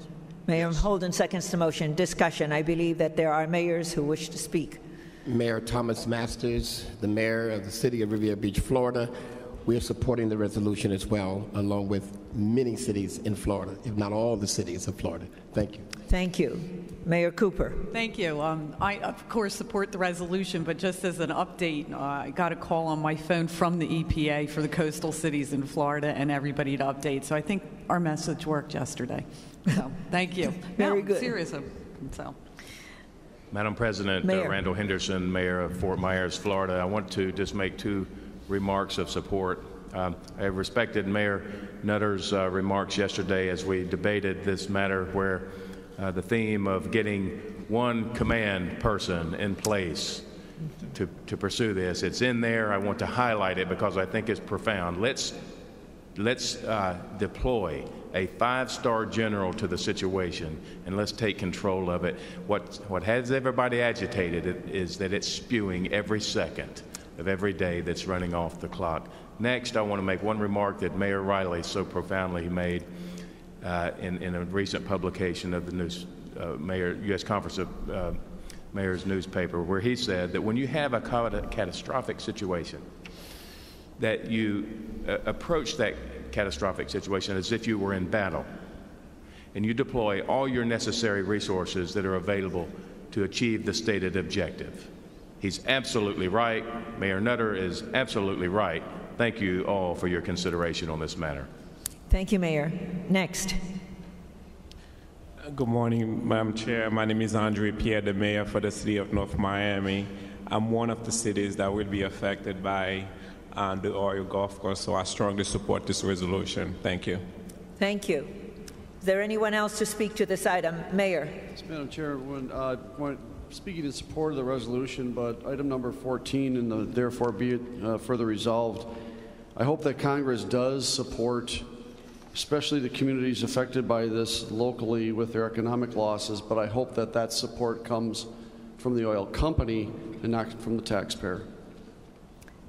Thank you. Anyone else? Seeing no one else, I will now take the vote. We will take a voice vote. All in favor, please say aye. Aye. Opposed, say nay. The motion carries. Thank you, mayors.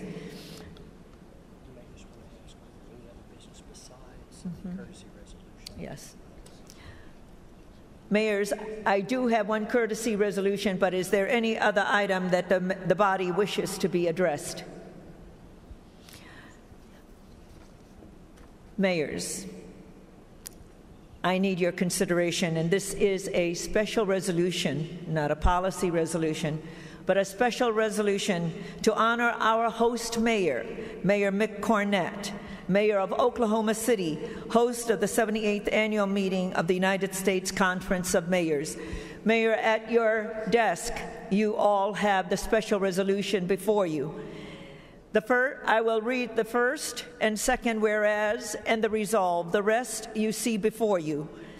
The first whereas reads, with characteristic energy, excellence, and can-do spirit, Mayor Mick Cornett has made sure that his city welcomed and took spectacular care of all participants at the 98th annual meeting of the United States Conference of Mayors, June 11th through the 14th, 2010.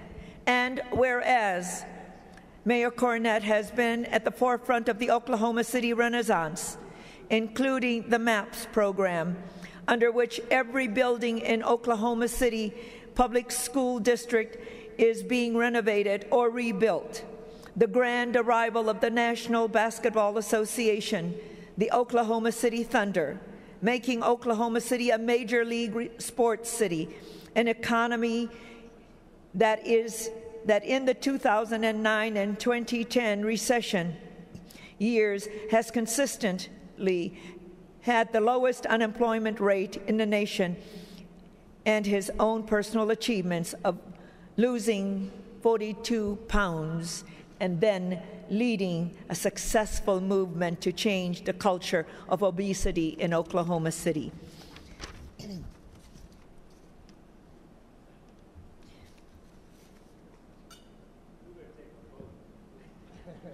Wait, I want to make sure we get the now therefores. The first now therefore. Be it resolved that the U.S. Conference of Mayors express deepest gratitude to Mayor Mick Cornett, his dedicated and excellent staff, the Greater Oklahoma City Chamber of Commerce, volunteers, sponsors of events, and everyone else who contributed to the resounding success of this conference. And be it further resolved that the U.S. Conference of Mayors thanks our host, Mayor Mick Cornett, for the opportunity to experience so many facets of his wonderful city. And be it further resolved, Mayor Cornett, that from now on we now have a new take on the words to Oklahoma.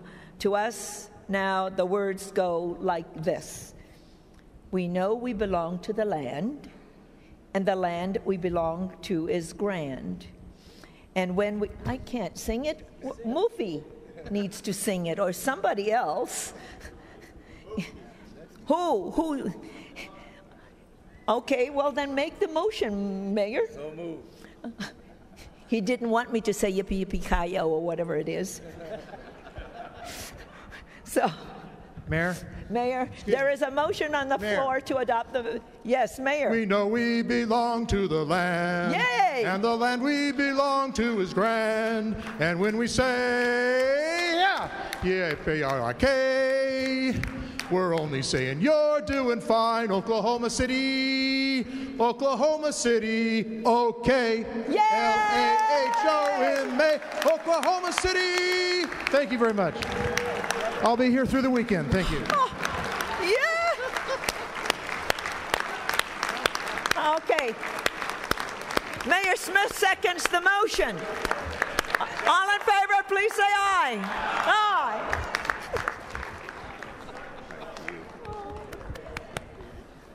Let me give a weather report. Yes, please, Yeah, okay. The weather report. I'm glad we voted before I give the weather report. We've had 10 inches of rain in a 6-hour period today. The good news that it has stopped raining and the water is receding. If you don't happen to live in a couple of neighborhoods to the far northwest, your house should probably be okay. If you're heading to the airport, your route should probably be okay. So you need to check with your airline. The airport has remained open. The streets at the airport have remained open. But some of the airlines have canceled flights because they were concerned about bringing planes in and things like that. So it's very individualized, and so you'll need to check with your individual carrier. But the good news is, going forward, the calamity that took place this morning while we were in here has it's pretty much gone away. And the national attention that we hope to receive because of this convention has taken place, but it was because of the national weather issue that dominated the national airways this morning on all the cable networks. So Oklahoma City has been under the eye today, but not necessarily for the action that we've been taking. Thank you very much for the resolution. And for those of you that are staying the evening or can't get out of town because of the weather, we have a wonderful evening planned at the Western Heritage Center, and Kelly O'Hara, assuming she can get in here from New York City, will be singing the Broadway musical Oklahoma. It won't sound quite as good as what we just heard. But nonetheless, she will do her best tonight, and I look forward to seeing you then. Thanks. Thank you.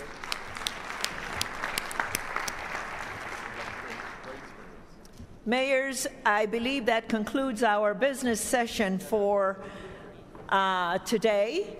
And we are adjourned, and we will move on to the luncheon meeting. Yes. Yeah, we'll have lunch back in here. Okay. You can now go check on your airlines. Ladies and gentlemen, please take all your belongings with you so we can reset for lunch. Ladies and gentlemen, please take everything with you when you leave. Thank you.